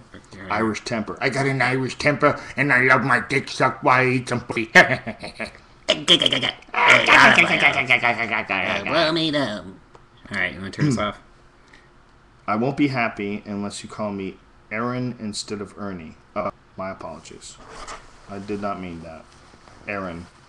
Oh, Aaron Nemslander. That's what it is. I'm sorry. It's a chick, ladies and gentlemen. Women are very sensitive. They have to be. They raise babies. Okay? You don't realize that until you have a few. Like, oh, now I know why they're like that. Because I'm not milking any fucking baby. You know what I'm saying? You need the softer personality, Brian. And Brian, I understand you're trying to have a baby. Is this true? Yes. I'm joining a pregnancy pack where me and my guy friends, we're all getting together, and there's this place in Pennsylvania with these girls that all want to have babies in high school. Dude, put that away. What? No, I don't want to watch this chick get a fucking foot job. Turn that off. You don't like foot jobs? This is my house, okay? You fucking freak. That's a dude that's totally, completely desensitized by the internet. We're sitting here, hanging out, and he just puts on some video of a chick jerking a guy off with her feet. Like, really? That's okay? You know, you don't even think twice. You're like, was there any kids in the room? No, fuck it. Put some porn on. You just have that running in the background all the time while you're working? No. Just have porn? I was just going to show it to you because, like, who likes that shit? Some people must. Some people must be so desensitized. They must have porn going while they're working. Like spreadsheet. Why? There's right next to it. Cocksucking. Is that us for a second? For a second. Yeah, you saw us for a second, bitch. You know we're not sucking cock now, all right? So you cut it with the gay jokes, man. Hey. It's really not right. Down to 295 loyal listeners, ladies and gentlemen. 295. We're clearing this room. Back to 296. Coming on strong. It's coming back. I'm not even tweeting this. We were trying to get Eddie for the show for today. Yes, my friend Andrew Lawrence. But Eddie is in a plane right now on the way to Japan. Doing chemtrails all the way. Chemtrails like a motherfucker. Our buddy Shigeki is fighting in King of the Cage in Okinawa. So they have to fly over there to see the fights. Is it awkward looking into Goldie's eyes? No, Goldie's my boy. Goldie's my boy. He's a good man. Goldie's a good man. It's that's one of the cool things about doing the UFC. Mike Goldberg was telling me that he had a gig once upon a time that was a dream gig. It was an awesome gig, but he hated his partner. He did not like the guy. He said the guy was a dick. And Goldie's one of the nicest guys I've ever met. He's such a nice guy. Mike Goldberg is, I mean, people say he fucks up a lot. Look, the fucking guy's done 120 fucking UFCs, all right? There's going to be fuck-ups. You're going to be able to, like, go back and YouTube it and make a nice clip of him fucking up, for sure. But who cares? He's a nice fucking guy. He does the job. He gets in there. He knows what the fuck is going on. He makes it happen, and he's a cool dude. I like him. He's a super friendly guy. So it helps me. Working with a nice guy like that, it's like I look forward to seeing him.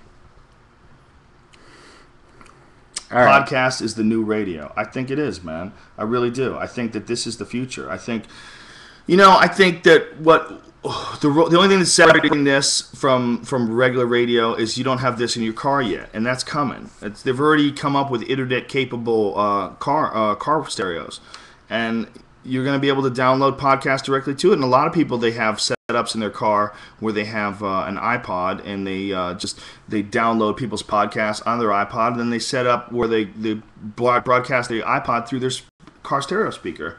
A lot of you have that, right? I sit in my car and it automatically connects to my iPhone, and then I have my whole iTunes on my iPhone play through my sync on Ford. So. See, that's what I'm talking about. That's the goddamn future. And it's going to be just like a DVR. So you know how you get, your TV shows. I mean, how often do you watch TV shows when they air? Only if you're home and you're looking forward to it, like a Lost or something like that, and you sit through the commercials. But it's way better to not do that. It's way better to do it whenever you want it and to be able to control it and fast forward it. And if you can download this as an MP3, that's the shit. You're in the car and you're like, oh, these dumb motherfuckers are talking about MMA again. Let me just fast forward 5 minutes, see what he's talking about. You can do whatever you want with it. It's yours. You got it. You control what you want to pause it. You can do that. You don't miss anything. You want to rewind it. You can do that. How many times have you been listening to someone talk on the radio and they say some cool shit, but you don't know what the fuck they said? You're trying to write it down, but you don't have everything in your car. You're in traffic.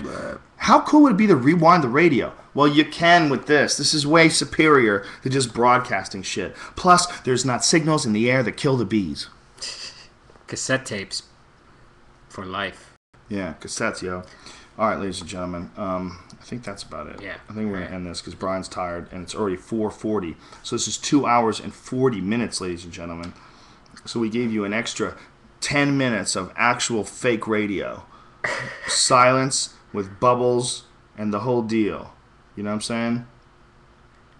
All right. Do I get any inspiration? Let me answer this, though. Did you get a lot of inspiration from this, from your interaction with Tom Green? Yeah. Hold on. I don't know. Tom Green. Went. This thing is moving so fastly. And his stuff. This is Foons and Spork. Oh, shit. It's moving so fast. It's hard to follow the chat. Yes, definitely. We did. I did Tom Green's show once, and it's fucking awesome. He's got this cool ass house where his whole house is basically like he's turned it into a studio. He's got this killer setup where he's got like servers in his house. I mean, his house is really like the center of it all. It's like we're using Ustream, and Ustream obviously has some servers set up somewhere, but we're just kind of connected to them and broadcasting to you. Tom Green's got that shit all out of his house, which is really kind of a crazy expensive way to do it. Yeah. Well, it made sense before all these websites like Ustream came around. Now it's kind of like, well, you didn't have to do all that. How's he doing? How's Tom Green's show doing? Are people still watching it? I think it's pay-per-view now or something like that. I think it's the pay-per-view is the footage, the archives. I sure. think it's hard to figure out how to make money with this stuff, That's what it is with these guys. Like Tom Green, trying to figure out how to make money with it, I think it's kind of tricky. He's doing comedy now. He's doing, like, stand-up comedy tours. So, we got a lot of inspiration from all this stuff. There's a lot of cool shit on the internet. The internet is where I spend a lot of my time. It's where Brian spends a lot of his time. And we think that this is the future. I mean, I just got a thing for my car yesterday. I got a new car yesterday. I got an M3, a BMW M3. It's the shit. And I got a thing where I can hook up my iPod to it. It's awesome. So my playlist shows up in the screen, and I can scroll through it and pick songs I want. It's so much better than the radio. It's awesome. You know, it's just you can control. I mean, you can have so much shit. There's so many interesting things. You can download books on tape. There's so much shit that you can throw in an iPod. You know, instead of like scanning through the radio. It's like, I mean, you don't even get a guide. It's like watching the TV by just flipping the channels. You know, you kind of know what's going to be on because you memorized it. Do you have all these like gay apples in there? Don't do that. All right, get rid of us. Later. All right, ladies and gentlemen, thank you very much, and we will see you next week. Next week, we're going to try to do it on Wednesday. And like I said, we're going to have the shit up on iTunes soon. And thank you very much. Right. Jihad.